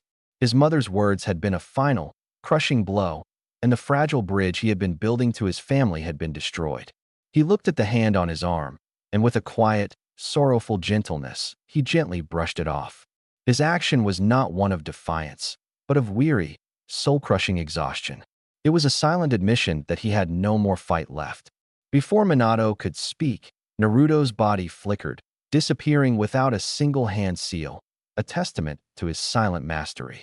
He was simply gone, leaving behind a profound, aching void. Minato stood frozen, his hand still suspended in the air. The emptiness where his son had been was a cold, brutal reality. He turned slowly, his eyes meeting Kushina's. There was no anger in his gaze, only a deep, heartbreaking sorrow. The look was a silent accusation, a question that hung in the air like smoke. Look at what you've done. Kushina's fierce, protective defiance crumbled. She saw the full weight of her husband's words, not as an insult, but as a painful truth. She had defended her two children, but in doing so, she had driven away the one who needed her most. The realization hit her like a physical blow, and her face, once filled with a mother's fury, was now a mask of pure, unadulterated devastation. The air was thick with a silence more deafening than any shouting. Minato stood, his hands still hovering in the air, a testament to the boy who had just vanished. His face was a mask of disappointment and sorrow. Kushina was no longer the fierce, protective mother. Her hands, which had so fiercely gripped her children, now hung limp at her sides. She stared at the empty space where Naruto had been, her eyes wide and filled with a raw, agonizing regret. "Minato," she whispered, her voice a small, broken sound. "What did I do? Why? Why did he leave?" Minato's gaze was not angry, but filled with a profound, weary sadness. He saw the pain in her eyes, and he knew it was a pain he couldn't take away. He sighed, a deep, tired sound that seemed to carry the weight of years of silent hurt. "He's been doing it for years, Kushina," he said, his voice quiet. "He's a ghost. He learned to become one because it was easier than facing the truth of his solitude." He looked at her, and she saw the sorrow in his eyes. "You didn't do anything wrong, my love. You were just a mother, protecting her children." He turned to Menma and Mito, their youthful defiance replaced by fear and confusion. "Your brother," he said, his voice heavy, "just chose a life of solitude over the possibility of pain. And in that moment, your mother's words gave him the final push he needed to walk away." The family stood there, a portrait of quiet devastation. The celebration had turned into a funeral, and the person they were mourning was a boy who was still alive, but had just silently chosen to disappear. The night was a silent, forgiving blanket. Naruto sat alone on the grass of the Team 12 training ground, his hands resting on his knees, his face turned toward the moon. He was not angry. He was simply tired. The argument, the hurt, the broken silence, it all felt so heavy, so exhausting. He thought of the years, the countless nights he had sat alone in his room, watching from his window as his family celebrated without him. The birthdays they had forgotten, the holidays they had not shared. He had been a ghost in his own home, and they were so caught up in their own lives, in their own easy affection, that they never even noticed he was missing. He thought of his achievements, his years of quiet, brutal training, his mastery of the body flicker without seals, his strategic genius, his ability to outwit a Sannin within an hour. He had done it all for himself, for the silent, burning desire to prove that he was real. But at dinner, it meant nothing. His victory was a hollow, silent thing that paled in comparison to the loud, empty triumph of his siblings. And most of all, he thought of the pain. The deep, aching pain of being unseen. He had finally, painfully, tried to show them who he was, to open up a crack in his armor, and in return, his mother had built a wall between them. She had chosen them. It wasn't about malice or neglect. It was simply a matter of a deep, unconscious habit. He was a puzzle she didn't know how to solve, so she simply went to the ones who were easy to love. Naruto closed his eyes, a single, silent tear escaping to trace a path down his cheek. He was alone, not in a physical sense, but in a way that was far more profound. And for the first time, the loneliness didn't feel like a punishment. It felt like a simple, undeniable truth. Hashtag with Naruto hashtag. A gentle hum of chakra was the first thing Naruto felt. He had felt the presence for a few moments, a quiet, hesitant signature moving toward him in the darkness. He knew who it was, and the recognition brought a new, quiet layer of calm to his weary mind. "You know I can feel you, right?" Naruto said, his voice a low, tired murmur that was barely a whisper in the silent night. A surprised voice came from the darkness. It was Yuki. "Really?" she asked, a note of awe in her tone. She slowly, cautiously, walked into the clearing, her form a pale silhouette in the moonlight. "Why are you here anyways? Isn't it too late?" Yuki sat beside him on the cold grass, her movements as quiet as a falling leaf. "I couldn't sleep," she said, her voice filled with a familiar, painful honesty. "It felt lonely. What about you?" "I just wanted to be somewhere, alone," Naruto said, his voice a low, tired murmur. Yuki's eyebrow raised, a flicker of confusion on her face. Her voice was as soft as a whisper. "But you're not alone now," she said, her eyes searching his face in the darkness. "Why did you want to be alone?" "It's easy," Naruto replied, his voice a low, tired murmur. Yuki's eyes widened, her expression filled with a raw, painful honesty. "But I'm alone, and it hurts," she countered, the words a quiet protest against his simple logic. Naruto's gaze softened. He looked at her, and for the first time, he saw a mirror of his own pain. He had always been so rational about his isolation, so clinical, but her words were a simple, undeniable truth. "I know," he said, his voice now a low whisper, filled with a sadness he rarely allowed himself to show. "It's easy to be alone. You just are.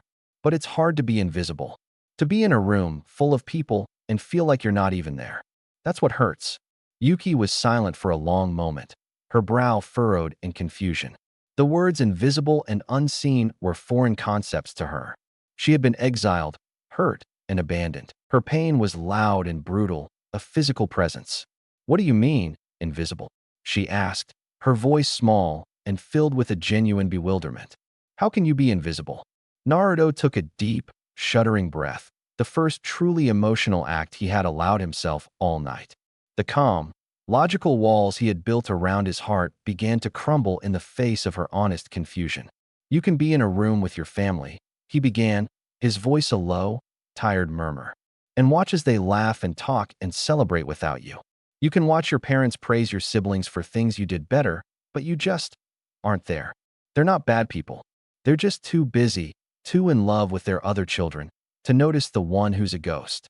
He looked at her, his eyes filled with a profound, bone-weary sadness. "For a decade, I watched my life from a distance. I taught myself jutsu, I mastered my chakra, I trained in secret. I was a strategist, a master of 100 skills. And I did it all just so I could prove to myself that I was real. But even my greatest achievements were unseen by the people I needed to see me the most." His voice was devoid of anger, but filled with a crushing, emotional truth that was far more powerful. He was not a victim. He was a survivor who had mastered a new kind of silence. He was a child who had been a ghost in his own home. And for the first time in his life, he had told his story to a person who could understand. The last echo of Naruto's story faded into the quiet night. The air was thick with the weight of his words, a raw testament to a pain she had never expected to hear from him. Yuki stared at her hands, her mind replaying his words. She had been a refugee, but she had never been a ghost. She had been left behind, but not forgotten. And yet, she understood. The feeling of being different, of being seen as something strange and unsettling, was a language she knew all too well. I wasn't forgotten," she began, her voice a small, trembling whisper. People looked at me. They just looked at me differently. My Kekiai Genkai, my ice release, it was seen as a curse. My village, my family, they were scared of it. They were scared of me. Her voice became a small, sad hum, like the wind through the tall grass. When the fighting came, they just left me behind. They didn't do it out of anger. They did it out of fear. I was a child with a monster inside me, and they just wanted to get away from it. A tear slipped from her eye, a quiet, silvery line on her cheek. I was alone, and I thought I would die alone. But then, Oro Kimura Sensei found me. He didn't see a monster. He saw a frightened child. He took me in, and he brought me here. He gave me a home and helped me become a shinobi of the leaf. She looked at Naruto, her eyes filled with a new, quiet strength. He told me that my power wasn't a curse. It was a gift. And he taught me that I was a person, not just a weapon. He taught me to be seen. Naruto simply listened, his expression a quiet, empathetic mask. He understood. He had lived a life of invisibility, and she had lived a life of being seen for all the wrong reasons. In that quiet, secluded training ground, two lonely souls, each with a broken past, had finally found a home in each other's understanding. Naruto watched her, his expression a calm mask that hid a vulnerability she had never seen before. After a long, quiet moment, he spoke, his voice so soft it was almost lost to the night. "You wanted a family, didn't you?" he asked, a hint of hesitation in his tone. "Can I have a place in it?" Yuki's breath hitched. The words were simple, but they carried a weight she had never known. A deep blush crept up her cheeks, and her timid nature, her shyness, took over completely. The words she so desperately wanted to say were caught in her throat. She couldn't speak, but her head began to move, a quick, frantic series of nods that spoke louder than any words. It was a silent, powerful yes. Over the next few weeks, Team 12 settled into the familiar, often tedious, rhythm of a Jinin's life. Their days were a blur of drank missions, chasing lost cats, pulling weeds from a grumpy old woman's garden, and painting fences. These missions, though mundane, were a testament to their budding teamwork. Kagami's keen eyes and strategic mind, Yuki's quiet efficiency, and Naruto's leadership made even the most boring tasks feel organized and quick. They were a well-oiled machine, their movements synchronized, and their communication a seamless, wordless flow. After their missions, their days ended in their secluded training ground near the Valley of the End. Under the quiet guidance of their genius teammate, they trained with a renewed purpose. Kagami, initially humbled by the reveal of Naruto's Sharingan, now trained with a fierce determination. She would spar with him, her Onetamo Sharingan struggling to keep up with the effortless precision of his. Naruto, in turn, would calmly point out her flaws, his voice never condescending, his movements a perfect, silent lecture. She was learning to rely on her own intuition and speed, not just her eyes. Yuki, too, blossomed under his care.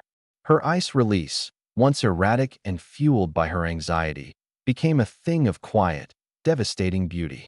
Naruto taught her to find a center of calm, to let the chakra flow like a gentle stream instead of a raging river. She would watch him, her timid and shy nature slowly giving way to a profound sense of trust. In the quiet moments after a long day of training, as they sat under the setting sun, she would find her eyes lingering on him, her heart skipping a beat as he'd turn to offer her a bottle of water. The feelings were slow, subtle, but as undeniable as the warmth of the sun on her face. As the weeks passed, Team 12 became a true unit. Their friendship, forged in loneliness and sealed in shared vulnerability, was a thing of silent strength. They were no longer just a group of 3 kids on a team. They were a quiet, powerful family. Land of Waves. The Hokage's office was a place of quiet authority, but today, it was filled with the low hum of anticipation. Minato sat at his desk, his expression a mix of paternal concern and official determination. Before him stood 2 teams that, despite their shared village, felt worlds apart. Team 11 stood with an almost palpable confidence. Minma and Mito, their faces a mirror of their father's own youthful cockiness, looked ready for a real challenge. Their teammate, Yakumo Kurama, held a quiet, watchful demeanor, her hands folded neatly at her sides. Kakashi, their sensei, stood beside them, his signature bored expression hiding a sharp, calculating mind. Opposite them stood Team 12. They were a study in silent competence. Naruto, Kagami, and Yuki were a quiet, cohesive unit, their movements subtle, their eyes constantly observing. Orochimaru stood behind them, a gentle, almost grandfatherly smile on his face that did little to hide the powerful chakra simmering just beneath the surface. I have decided that you two teams will be collaborating on this mission, Minato announced, his voice carrying the weight of the Hokage. This is not a simple escort. I foresee potential for conflict. This mission will test your ability to work with other shinobi, not just within your own team. Minma and Mito exchanged a cocky grin. Leave it to us, Dad, Minma said, his voice full of bravado. We'll show them how it's done. Team 12 remained silent. They knew better than to brag. The client an hour later, at the village gates, the two teams met their client, an old man with a straw hat and a half-empty bottle of sake clutched in his hand. Humph, the man grunted, his eyes bloodshot and his words slurred. Just a bunch of snot-nosed brats. The name's Tazuna. You're going to be escorting me to the land of waves. Don't cause me any trouble. Minma and Mito immediately began to complain, their voices loud and full of indignation. A mission like this? This is an insult. We're Hokage's children, not bodyguards for some old drunk. Naruto simply watched, his face impassive.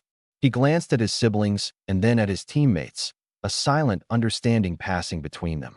They knew this was more than a crank mission, and they knew they had to be the ones to handle the real threats. You too, Naruto said, his voice a low, calm whisper that cut through the noise. This isn't a show. It's a mission. The client's behavior is irrelevant. Our objective is to get him to his destination. Nothing more. The two teams, their dynamics already in full display, began their journey. Tazuna, still grumbling about the lack of respect, shuffled along, followed by the two teams. Minma and Mito walked ahead, their loud chatter a constant presence, while Team 12, as usual, walked in silence behind them. Naruto's eyes, a calm, unwavering blue, swept over the terrain. His gaze, however, lingered for a moment on a small puddle in the middle of the road. A puddle where there should have been none. There hasn't been any rain in days, and a puddle of that size would have long since dried. It was a simple observation, a flaw in a meticulously planned ambush. Without a word, without a change in his placid expression, Naruto reached for a kunai. With a flick of his wrist, he attached a small explosive tag to the handle. The movement was fluid, effortless, and entirely unnoticed by everyone but his own team. He threw the kunai, not at the puddle itself, but just above it. The small blade spun through the air, its trajectory perfect. The explosive tag detached and landed with a quiet splash. A second later, a brilliant flash of light and a thunderous bang ripped through the serene forest. The puddle exploded, sending up a cloud of water, dirt, and shredded flesh. Two figures were revealed, their linked chain-link weapon now severed by the blast. The demon brothers, caught completely off guard by the unexpected attack, were torn apart by the explosion. Their bodies hit the ground in a spray of blood and shredded cloth. A stunned silence fell over the group.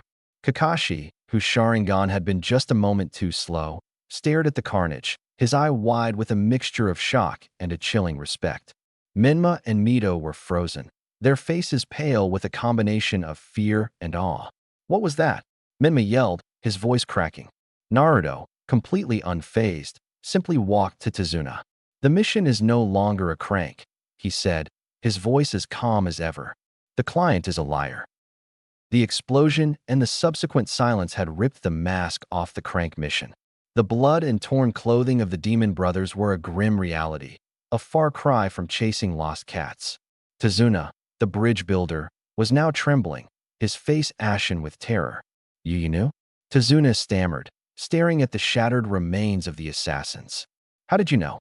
Naruto simply looked at him, his face impassive.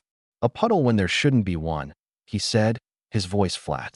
It's an amateur mistake. But the fact that they were here means you lied about the mission. Tazuna, seeing no way out, sagged in defeat. He took a long, shaky breath and began to tell his story. He spoke of Gato, the ruthless shipping magnate who had taken over the land of waves. He told them of the poverty, the starvation, and the fear. The bridge he was building was their only hope for freedom, and Gato had hired ninja to stop him. He had lied about the mission rank, hoping a crank escort would be enough protection. A new tension settled over the two teams. Minma and Mito looked at each other, their youthful pride replaced by a solemn, serious look. Kakashi sensei, Minma said, his voice now devoid of its usual arrogance. We need to continue the mission. This isn't just a mission anymore. It's about saving a village. He's right, Mito added, her eyes filled with a new, fiery resolve. We can handle it. This is a real challenge, and we're not going to back down just because it got a little harder. Kakashi watched them, a flicker of pride in his visible eye. He then looked at Team 12. Naruto simply gave him a small, silent nod, a look that said they had already decided. Very well, Kakashi said, a hint of a smile on his face. The mission is a go, but be warned, from this moment on, we're in enemy territory. As they were about to reach land of waves, the air grew cold. A dense, unnatural mist began to roll in, swallowing the forest and blanketing the road in a thick, wet shroud. It was the kind of mist that stole the very sound from the air, a silent predator in itself. The Chūnin felt a prickle of unease, their senses on high alert. This was no ordinary fog. Suddenly, a massive sword appeared from the mist, an unseen hand directing it with lethal precision. The broad blade, known as the Kubikurabocho, was aimed directly at Kakashi's neck. The attack was so fast and so silent that it was as if the sword itself had willed its way out of the void. This was no brute force. This was a master assassin. At the same time, another figure emerged from the mist. A shinobi with pale skin and a confident smirk, wielding the Hiramakiri, a wide, cleaver-like blade that seemed to hum with chakra. He didn't go for the genin or the client. He went for the sensei he knew was the true obstacle. So, you're the one they call the legendary Sannin, Mangetsu Hozuki said, his voice laced with a cold amusement. Let's see if you're as good with a blade as the rumors say. He lunged, a flurry of precise and elegant strikes, the Hiramakiri a blur of deadly motion. Kakashi's Sharingan flared to life, his eye widening as he dodged the massive blade by a hair's breadth. He saw the killer behind it, Zabuza Momochi, a legend cloaked in mist. He barely had time to react before he was forced onto the defensive. Meanwhile, Orochimaru met Mangetsu's attack with a chilling, fluid grace. He drew his own blade, the Kusanagi sword, and a symphony of clashing steel filled the mist. The two legends, a master of blades and a master of all jutsu, were now engaged in a match of pure, unadulterated kenjutsu. The genin were left alone, caught in the eye of a storm. Tazuna, terrified, cowered. Minma and Mito, shocked into a brief, terrified silence, finally snapped into action, moving to protect him. Naruto's team, however, didn't hesitate. They had been trained for this. In one fluid motion, they formed a triangle around the bridge builder, their eyes scanning the mist for any unseen threat. The true test of their teamwork had just begun. The mist swirled, a chilling shroud that obscured all but the immediate vicinity. Haku, a blur of motion, lunged directly at Tazuna. But a voice, cold and calm, cut through the air. A beautiful mask can hide a truly frightening darkness, Naruto said, his Sharingan flaring to life. Haku responded in kind, a flurry of ice-infused Senbon needles raining down on Naruto. The attack landed, hitting their mark with a dull thud. But Naruto's body didn't fall. Instead, it dissolved into a flock of crows that swirled and cawed, surrounding Haku. The crows weren't just a physical defense, they were an assault on the mind, attempting to lock Haku in a powerful genjutsu. Haku, however, was a master of evasion. He sensed the illusion, and with a burst of pure speed, he leaped away, leaving the crows to disperse harmlessly. He landed on a tree branch, and a dozen more Senbon flew from his hands, their glint a cold promise of death. But when they reached Naruto's last known location, he was gone. Behind you, was all Haku heard. He didn't even have time to turn his head as a powerful fist connected squarely with his jaw. The blow was not just a hit, but a physical demonstration of raw force. Haku was sent skidding back, crashing into the water with a heavy splash. At that exact moment, Orochimaru's fight with Mangetsu came to a grinding halt. Mangetsu, having seen Haku's quick defeat and having felt the sheer, insurmountable power of a Sannin, knew the battle was lost. He saw the cold, murderous intent in Orochimaru's eyes, and he knew there was no victory to be found. With a silent nod to Zabuza, he retreated into the mist, a master of the seven swords unwilling to die in a losing battle. Zabuza, seeing his primary target's bodyguard defeated and his backup fleeing, made the only logical choice. He used his mist body flicker to disappear without a trace, taking the defeated Haku with him. The mist dissipated, revealing a silent, exhausted battlefield. Kakashi stood there, his left arm hanging limp, a deep cut on his shoulder.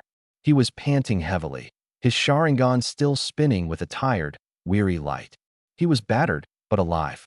Team 11 and 12, shaken and silent, looked at their wounded sensei. They had won, but they had also come to understand a harsh truth. Their journey had only just begun.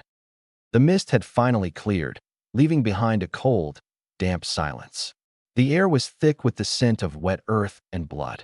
Orochimaru walked out of the forest, his movements fluid and graceful, as if the grueling battle with Mangetsu had been nothing more than a light sparring session. A small, thin line of blood ran from the corner of his mouth, the only sign of the hard-fought match. His golden eyes, calm and calculating, surveyed the scene. He first went to Kakashi, whose exhausted frame was propped against a tree, his left arm hanging limp. "Are you all right, Kakashi?" Orochimaru asked, his voice a low hum. He inspected the deep cut on Kakashi's shoulder with a quiet, medical detachment. That was a serious wound. A formidable foe, indeed. Zabuza has a talent for the blade. Kakashi, still panting, simply nodded. He's good, but he's nothing compared to Mangetsu. Orochimaru gave a small, knowing smile. He then turned his attention to the rest of the genin, his gaze sweeping over each of them. "Are all of you unharmed?" he asked, his voice carrying an uncharacteristic note of concern. "Did anyone suffer any injuries? Do not lie. The sooner we treat them, the better." His eyes then landed on Naruto, who stood apart from the rest, his hands in his pockets. Orochimaru's face held a quiet, satisfied look. "Naruto-kun," he said. The rest of the teams looked on, a mix of awe and trepidation in their eyes. They had just seen a Sannin and a copy ninja battle with legends, but it was their quiet, mysterious teammate who held the true fascination of their sensei. Naruto's calm voice was the first to break the silence. "Haku is an ice release user," he said, as if commenting on the weather. "When they return, that will be a problem. We need to be prepared." Menma and Mito stared at him, their faces a mix of confusion and awe. The arrogance they had carried for so long was completely gone, replaced by a humbling silence. Menma was the first to speak. "How did you know?" he asked, his voice low. "How did you know to do that?" Naruto turned to him, his expression placid. Mito looked at him, her eyes wide. What was that jutsu? The one you used to disappear? I've never seen anything like it." Naruto's gaze was direct. "It's called a body flicker technique. It's just a movement jutsu." Their conversation was interrupted by another voice. Yakumo Kurama, her expression thoughtful, approached Yuki. "He's a strange one," Yakumo said, her voice a quiet murmur. "He's so calm. He fights without any emotion, like he's just solving a problem. Do you know why he's like that?" Yuki looked from Naruto to Yakumo, her heart a tangled mix of protectiveness and pride. She couldn't tell Yakumo the whole story, but she could offer a glimpse. "He's a lot like you and me, I think," Yuki said quietly.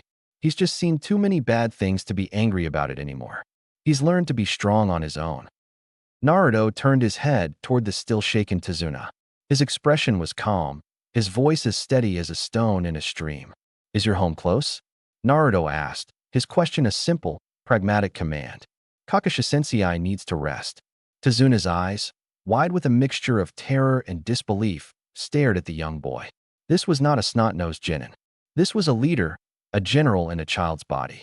He nodded frantically, his words catching in his throat. It's just past the forest," he stammered, pointing a trembling hand toward the path. "My village, it's just a few more hours from here." The others watched the interaction in stunned silence. Menma and Mito, so used to taking command, found themselves standing quietly, unable to question Naruto's quiet authority. Kakashi, propped up by Orochimaru, gave a small, weary smile.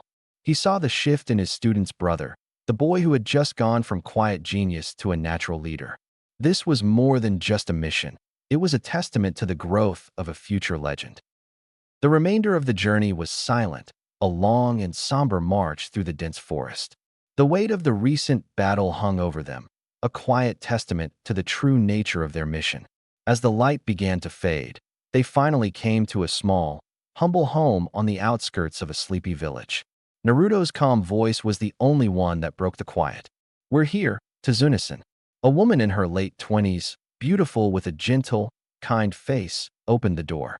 Her eyes, filled with worry, immediately found her father, and with a gasp of relief, she rushed out to embrace him. "Father," she cried, her voice a mix of profound relief and concern. "Are you all right? I was so worried." Tazuna, exhausted but profoundly relieved, hugged her back. "I'm fine, my dear Tsunami. These fine shinobi, they saved my life." Tsunami looked at the group, her gaze settling on the wounded Kakashi and the weary Chūnin. "Please," she said, her voice filled with gratitude, "come in. You must be exhausted. You are all welcome here." Inside the warmth of Tazuna's home, the air was heavy with unspoken words. While Orochimaru's hands glowed with the green of a medical jutsu, working on Kakashi's deep shoulder wound, the three Chūnin sat in the living room. The small space, with its simple furniture and soft light, was a world away from the cold, violent mist. Minma and Mito, their usual boisterous energy replaced by a heavy silence, stared at the floor. The arrogance that had fueled them for so long had been shattered by a master of the blade, and by their brother's effortless defense. Finally, Minma took a deep, shaky breath and looked at Naruto. "Naruto," he began, his voice small and unfamiliar. I'm sorry. We were so wrong. We were so busy being proud of ourselves we didn't see you." Mito, her eyes shining with unshed tears, nodded. "You saved us," she whispered. "You were right the whole time. You're the one who knew what was happening, and you're the one who—" She trailed off, unable to find the words to describe what he had just done. Naruto listened, his expression placid. He did not look at them with anger or bitterness. He just looked tired. After a long moment, he finally spoke, his voice calm and even. "I just did what was necessary," he said simply. "It was the most efficient way to deal with the problem. You were caught off guard. You'll learn to be more observant. That's all." The words were not cruel, but they were not forgiving either. It was a simple, logical acknowledgement of the situation. Their apology was accepted, but the years of silent pain could not be erased in a single moment. It was a new beginning, not a clean slate. The air in the room was heavy with Orochimaru's chilling prediction. The Chūnin, who had just survived their first true confrontation, now faced the daunting reality that a much harder battle was on the horizon. Naruto's calm voice cut through the silence. "They'll be back," he said, his eyes scanning the faces of the other Chūnin. "And when they do, you need to be ready." He turned to his siblings, his gaze unwavering. "You can't face Haku," he stated simply, his words direct and without malice. He then looked at Yakumo, then at his own teammates, Kagami and Yuki. "You all need to train. The battle in the mist, that was just the beginning." Naruto's calm voice breaks the heavy silence. He turns to his siblings and Yakumo. "Zabuza and Mangetsu didn't have the strength to finish off Kakashi Sensei or Orochimaru Sensei. That's why they separated them from us and gave Haku a chance to kill Tazuna." He looks at them, his eyes unwavering. "Next time, I'll be a target too. They saw that I was able to defend against Haku. This means they'll try to separate me from you. They'll know that if they can take me out, the rest of you will be easy." Naruto's words hang in the air, a cold, calculated truth. He looks at Kagami and Yuki. "This time, you'll be on your own. It's time for you to face a real threat. It's time for you to learn to rely on each other." His siblings and teammates are silent, absorbing the weight of his words. They've just been given their marching orders. The training has a new, life-or-death purpose. The mission has truly begun. Naruto looked at them, his eyes unwavering. He took a breath, the air in the room thick with tension, and laid out his plan in a calm, clear voice. "I have a plan, but you all need to listen carefully," he began, his voice commanding a silent respect they couldn't ignore. He pointed a finger at Yuki. "Yuki will stay here and protect Tsunami-san. Her ice release will be a formidable defense." Then, he gestured to Kagami and Yakumo. Kagami and Yakumo will protect Tsunasan. You both have a talent for observation that will be vital in defending him from any ambush. He then looked at the two most powerful figures in the room. I'll assist Kakashi Sensei against Zabuza, and Oro Kimura Sensei will fight Mangetsu. Finally, he turned to his siblings, his gaze intense. That leaves Menma and Mito to fight Haku. You two can use the Nine-Tails chakra to fight him. A stunned silence fell over the room. His plan was a masterpiece of strategy, a flawless and ruthless distribution of resources. It was a testament to his tactical genius, but it was also a heavy burden to place on his siblings. He was giving them a difficult, life-or-death mission, a true test of their abilities. The day was a frigid, misty canvas of white and gray. The air on the bridge was cold, and the wind, laced with the scent of salt and sea, whipped at their faces. Everyone was in position, their roles a silent, tactical prayer.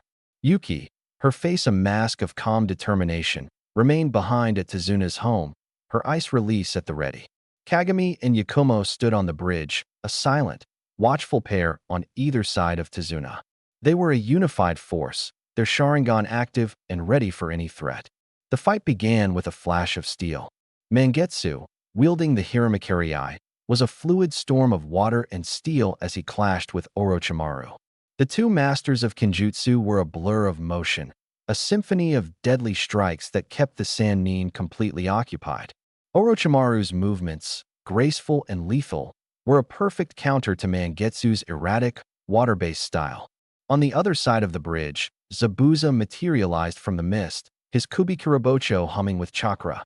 He was a force of nature, a killer whose speed and power were a terror to behold. But this time, he was not fighting alone Kakashi. Naruto was by the copy ninja's side, a silent, deadly partner. Naruto's Sharingan was a perfect complement to Kakashi's, their movements synchronized and their strategy flawless. Naruto used his jutsu to create openings, while Kakashi used his Sharingan to exploit them. They were an unstoppable team, pushing Zabuza back with every strike.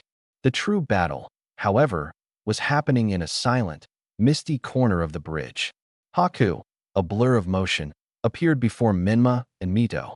His movements were too fast for them, his Sunban a relentless rain of death. They were on the defensive, their every move a desperate attempt to stay alive. They were outmatched, their skills and speed no match for the assassins. We can't hit him. Mito gasped, her voice filled with panic. Menma, his face pale, dodged a flurry of needles. What do we do? In that moment of desperation, as Haku moved in for the killing blow, a silent, chilling truth settled over them. They were on their own. They had to fight with everything they had. They had to use the power they had been told to keep hidden. Naruto said to use it. Menma yelled, and with a shared, desperate cry, they both tapped into the dormant power within them. A torrent of red, malevolent chakra erupted from their bodies, swirling around them like a demonic cloak. Their eyes turned a crimson red, and the air around them became thick and heavy. The ground began to crack, and the water around them churned. The power of the Nine-Tails was now theirs to wield, and their final battle had just begun. The red chakra surged around Menma and Mito, their eyes glowing a demonic crimson. The sheer force of the Nine-Tails was an overwhelming reality, a power they had only ever been told about. Their fear was gone, replaced by a primal fury. They moved with a speed and ferocity that shocked even Haku. He was a master of his craft, but he was still human.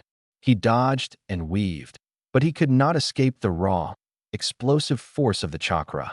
With a final, desperate cry, the two of them landed a synchronized, powerful blow, sending Haku crashing into the ground, defeated. Meanwhile, a different kind of fight was unfolding between Naruto, Kakashi, and Zabuza. Naruto, his Sharingan spinning, was a whirlwind of calculated chaos. He used a powerful, advanced Jinjutsu, weaving illusions of his clones appearing from all directions. Zabuza, a master of battle, was a legend for a reason. He cut down every clone that came at him, but he was using precious energy. Naruto's plan, however, was in motion. Zabuza, his focus on the false targets, was unprepared for what came next. Naruto, a blur of motion, used the body flicker technique to get into position. Now Kakashi, Naruto yelled. Zabuza turned just in time to see Kakashi, his hand crackling with the blue-white energy of the Chidori. The attack was a perfect, precise strike, aimed at Zabuza's heart. The blow was powerful, and Zabuza fell to his knees, defeated. The mist began to clear, revealing the aftermath of the battle. The air was silent, the roar of the chakra now a faint hum. Menma and Mito were panting, exhausted but victorious. Naruto stood beside Kakashi, his expression calm and composed, but his body was weary from the exertion. They had faced legends, and they had won. The air was still, the final echoes of the battle against the ninja assassins fading into a chilling silence. The shinobi stood on the bridge, battered and exhausted, their victory a hollow, fragile thing. Kakashi was on his knees, panting, and Menma and Mito's chakra cloaks were still faintly glowing. They had won, but they had paid a steep price. Just as the silence settled, a sound of heavy footsteps and loud, drunken laughter echoed from the shore. A short, corpulent man with a ridiculous, smug grin appeared, followed by 100 men armed with clubs, swords, and whatever else they could find. Gato had arrived, and he was ready to collect his prize. He looked at the weary shinobi, his eyes filled with a cruel, triumphant glee. "So, you defeated them, did you?" He cackled. "It doesn't matter. They were just the warm-up. Now that you're exhausted, you're mine. Kill them all, boys." The bandits, a loud, disorganized mob, began to cheer, their faces filled with a savage hunger. The shinobi, however, were terrified. They had no chakra left. They had no strength left. 100 untrained men were a more dangerous threat now than a master assassin. But Naruto's face remained calm. His eyes, though tired, were clear and calculating. He stepped forward, putting himself in front of the others, and looked at Gato with an unwavering stare. "You're making a mistake," Naruto said, his voice quiet but commanding. "Your plan is flawed." Gato laughed, a booming, arrogant sound. "Flawed? I have an army. You're nothing but a bunch of tired brats. I'm going to kill you all and finish what Zabuza couldn't." "You didn't hire an army to kill us," Naruto stated, his tone as cold and hard as steel. "You hired them because you're a coward who's afraid of dying alone. Now, you have 100 mouths to feed and no money to pay them. The moment you die, this army will have no one to pay them, and they'll scatter like roaches. And all of them know who is the cause of all their problems, you." A chilling quiet settled over the bridge. Gato's cocky grin vanished. He looked at his army, and for the first time, he saw 100 faces that were no longer obedient, but filled with a new, dangerous hunger. And for the first time, he saw not a group of children, but a genius who had just turned his own men against him. The air on the bridge was a live wire. Gato's face, once full of a triumphant glee, was now pale with a growing, profound terror as he watched his own men turn on him. But before the bandits could act on their newfound rage, a new presence emerged from the mist. It was Mangetsu Hozuki, his body showing a few minor cuts, his face a mask of cold, murderous fury. He had been defeated by a Sannin, but now he was faced with a mob who had betrayed him and a cowardly man who had hired him for a suicide mission. "You hired a ninja." Mangetsu's voice was a low, chilling whisper that cut through the silence. "But you didn't think a ninja would have a code of honor. You betrayed us. You sent me and Zabuzasan to our deaths. Now, you will learn the cost of your arrogance." Mangetsu raised the Hiramakiri eye, its twin blades humming with a dark, vengeful chakra. He didn't waste time with words. He was a force of pure, silent devastation. He moved through the crowd of bandits with a fluid, terrifying grace, his blades a blur of motion. The untrained men, armed with nothing but crude weapons and drunken courage, were no match for a master of the 7 swords. The massacre was swift and brutal, a grim and chilling lesson in the difference between a shinobi and a common thug. Finally, Mangetsu stood before Gato, his eyes filled with a terrifying, cold fury. Gato, paralyzed with fear, could only scream as Mangetsu's blade came down, ending the war for the land of waves once and for all. Mangetsu Hozuki stood over the bloody remains of Gato, the Hiramakiri held at his side. He had a moment of silent contemplation, then he moved. He ignored the cowering villagers and the stunned Konoha shinobi, his only focus now on a matter of honor. He walked to where Zabuza and Haku had fallen, and with a quiet, solemn grace, he gathered their bodies. He would not leave his fellow swordsmen to be desecrated. He would not leave them to rot in a foreign land. With a final, silent nod to the exhausted group on the bridge, he turned and disappeared into the mist, a shadow, leaving with a heavy, final cargo. The silence that followed was a profound and absolute thing. The mist began to clear, revealing a blood-soaked bridge and the silent, stunned faces of the villagers. The shinobi stood, their bodies weary, their hearts heavy. They had won. The bridge was now free. But they had learned that victory in the shinobi world was a messy, brutal, and often lonely thing. After a day of much-needed rest, the two teams, weary but triumphant, began their journey back to Konoha. The mood on the road was quiet, a stark contrast to the initial, boisterous trip. There was a newfound respect and a shared understanding among them, a bond forged in the crucible of a life-or-death mission. Upon their arrival, they were immediately summoned to the Hokage's office. Minato sat at his desk, his face a mask of worry and concern, with Kushina standing anxiously beside him. Kakashi and Orochimaru stood before them, their postures professional and their expressions somber. It was Kakashi who spoke first, giving a detailed, methodical report of the mission. He didn't hide anything. The initial ambush, his being outmatched by Zabuza, and the shocking revelation of the mission's true rank. The mission was far more than a crank, Kakashi explained, his single eye unwavering. It was a high A rank. Zabuza Momochi and another swordsman, Mangetsu Hozuki, were our opponents. He then had to report on the actions of the genin. He spoke of Menma and Mito's courage, their use of the Nine-Tails chakra to overcome Haku, and of Naruto's swift and brutal efficiency against the first assassins. Naruto was able to detect the ambush immediately and ended it before it began. Orochimaru stepped forward, his words more of a philosophical analysis than a report. The genin performed remarkably, he said, his voice a low hum of satisfaction. They did not just complete the mission, they mastered it. They learned to rely on their own skills and each other, not just on us. They have grown beyond what we could teach them. Naruto, in particular, displayed an unparalleled strategic mind. He saw every threat and every opportunity. He is a natural leader. Minato and Kushina listened in stunned silence. Their two children had used the Nine-Tails power, a terrifying thought in itself. But it was Naruto's name, mentioned with such profound respect, that truly shocked them. He wasn't just a genin on the team. He was its quiet, brilliant leader. He had faced down danger and emerged with a new, terrifying strength. A tense silence filled the Hokage's office after the full report was given. Minato's mind was a whirlwind of concern, but also a growing sense of pride. He looked at the two sensei, who stood before him, awaiting his decision. It was Orochimaru who broke the silence, his voice a low, confident hum. Minato-san, I would like to formally recommend Team 12 for the Chūnin exams. The statement, so bold and unexpected, caused Minato to look up sharply. Orochimaru continued, his golden eyes unwavering. Their performance in the Land of Waves proved they are ready. They are no longer genin. They have the skills, the tactical minds, and the teamwork of Chūnin, if not better. It is the next logical step in their development. Kakashi, after a beat of his own silence, nodded in agreement. I concur with Orochimaru Sensei's assessment. I would also like to formally recommend Team 11 for the exams. They faced a trial they were not prepared for, and it has humbled them.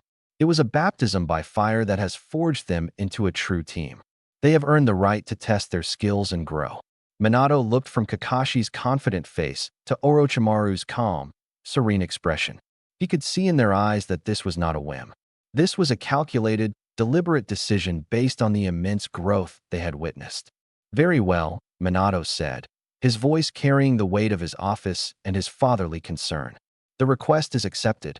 The teams will be entered into the Chūnin exams. A collective gasp of both shock and pride escaped from Kushina. She was thrilled for her children, but also terrified for all of them. The road ahead was about to get a lot more dangerous, and there was no turning back. Later that day at family dinner, the dinner table was a familiar scene of warmth and life. Steam rose from a large bowl of ramen, and the usual chatter filled the air. Menma and Mito were telling a loud, proud story about their use of the Nine-Tails chakra, their voices filled with a new, sobered reverence for the power. Minato listened with a quiet, paternal pride. But Kushina's eyes were not on them. Her gaze was fixed on Naruto, who sat on the other side of the table, eating his ramen with a calm, methodical grace. He didn't interrupt, didn't boast. He just ate, his presence a quiet, placid island in the sea of family chaos. She wanted to ask. More than anything, she wanted to look at him and ask, what was it like? Facing Zabuza? Did you feel fear? Did it hurt? She wanted to be the mother she should have been, to offer him a gentle hand and a comforting word. But the words wouldn't come. She saw the quiet strength in his eyes, the subtle scars of a life lived in the shadows. He didn't look like a boy who needed a mother's comfort. He looked like a veteran who had fought a war alone. Her throat went dry, the question a heavy lump that she couldn't swallow. She had spent a decade seeing a son who wasn't there, and now that he was, she had no idea how to talk to him. The years of neglect had built a wall between them, and in that moment, she was terrified of what would happen if she tried to tear it down. Is something wrong? Naruto asked, his voice soft, the question simple and without judgment. Kushina's composure shattered completely. She looked at him, at the quiet boy who had just asked a question filled with a simple, genuine concern. The tears she had been holding back for years now flowed freely, a silent torrent of pain and regret. She couldn't speak, her throat choked with a guilt so profound it felt like a physical weight. I should have been there, she choked out, her voice a broken whisper. I should have seen you. I was so busy, so worried about them, that I didn't see you. I'm so sorry, Naruto. I'm so sorry. Her face was a mask of raw anguish, a mother finally confronting the son she had failed. In that moment, she wasn't a powerful kunoichi, a legend of the leaf. She was just a woman, heartbroken by her own past. Kushina's words hung in the air, her face a mask of raw regret. The other family members were frozen, watching the deeply personal and painful exchange. Naruto looked at his mother, his eyes clear and without malice. He didn't move, didn't offer a hug or a word of comfort. His voice, when he finally spoke, was calm, even. It doesn't matter now, Naruto said, his words a cold, factual statement that cut deeper than any angry outburst. I've grown up. His simple words were a final, chilling truth. They told her that her tears and her apologies were too little, too late. The boy she had failed was gone, replaced by a man who had faced the world on his own and no longer needed her. Naruto, his eyes a calm, steady blue, looked at Kushina, then at his siblings and Minato. He was not being cruel. He was simply stating a truth. You don't have to worry about me, he said, his voice flat and without emotion. I have tricks even beyond the Sharingan. He then looked at all of them, a silent promise in his gaze. I'll show you in the Chūnin exams. Next day, the silence in the Hokage's office was heavy. Minato sat at his desk, the mission report from Kakashi and Orochimaru open before him. But his mind wasn't on the words on the page. His mind was on his son Naruto. He had heard the reports, seen the proof of his children's growth. He had felt the power of the Nine-Tails chakra from a distance. But it was Naruto's final statement that echoed in his mind. You don't have to worry about me. I have tricks even beyond the Sharingan. The words were not an empty boast. They were a cold, factual statement from a boy who had proven his skills time and time again. Minato was a genius in his own right, and he knew a true prodigy when he saw one. Naruto's mind, his strategic brilliance, and his quiet confidence were not things that could be taught in a few months. They were a product of a life of struggle, of a hard-won maturity that Minato realized, with a heavy heart, he had been too late to see. He looked at the report again, his eyes lingering on the words describing Naruto's mastery of the body flicker technique and his seemingly effortless control over Genjutsu. Naruto was no longer a ghost to be pitied. He was a force to be reckoned with. And Minato, the fourth Hokage, a master of strategy and speed, felt a surge of professional curiosity that bled into a personal, desperate need to know more. He needed to understand this powerful stranger who was his son. His interest was no longer passive. It was a mission. Meanwhile, with Naruto, a quiet moment, the wind on the hill behind the Hokage monument was cold, but the sight of the village bathed in the soft, evening light was a beautiful one. Naruto and Yuki sat together in comfortable silence, their presence a quiet, easy rhythm that needed no words. Yuki was the first to speak, her voice a soft murmur against the wind. The mission, it was so different. So many feelings. Naruto's gaze was fixed on the village below. It was what we were trained for, he replied, his voice calm and even. But you were different, she said, her voice filled with a quiet awe. You were so calm, so sure of yourself. You weren't afraid. Naruto's lips twitched into a small, almost imperceptible smile.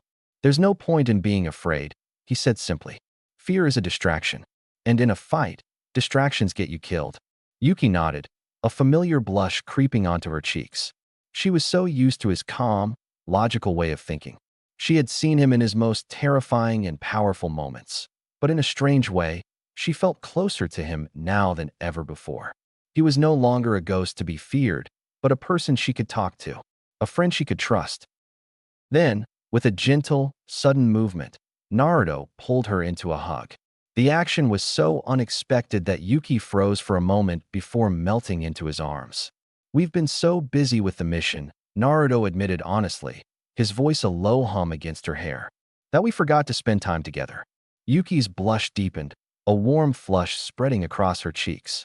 She didn't say anything, but she didn't need to. With a quiet sigh of pure contentment, she nuzzled closer into Naruto's chest, her body relaxing completely into his embrace. The cold wind on the hill faded away, replaced by the warmth of their quiet, shared moment.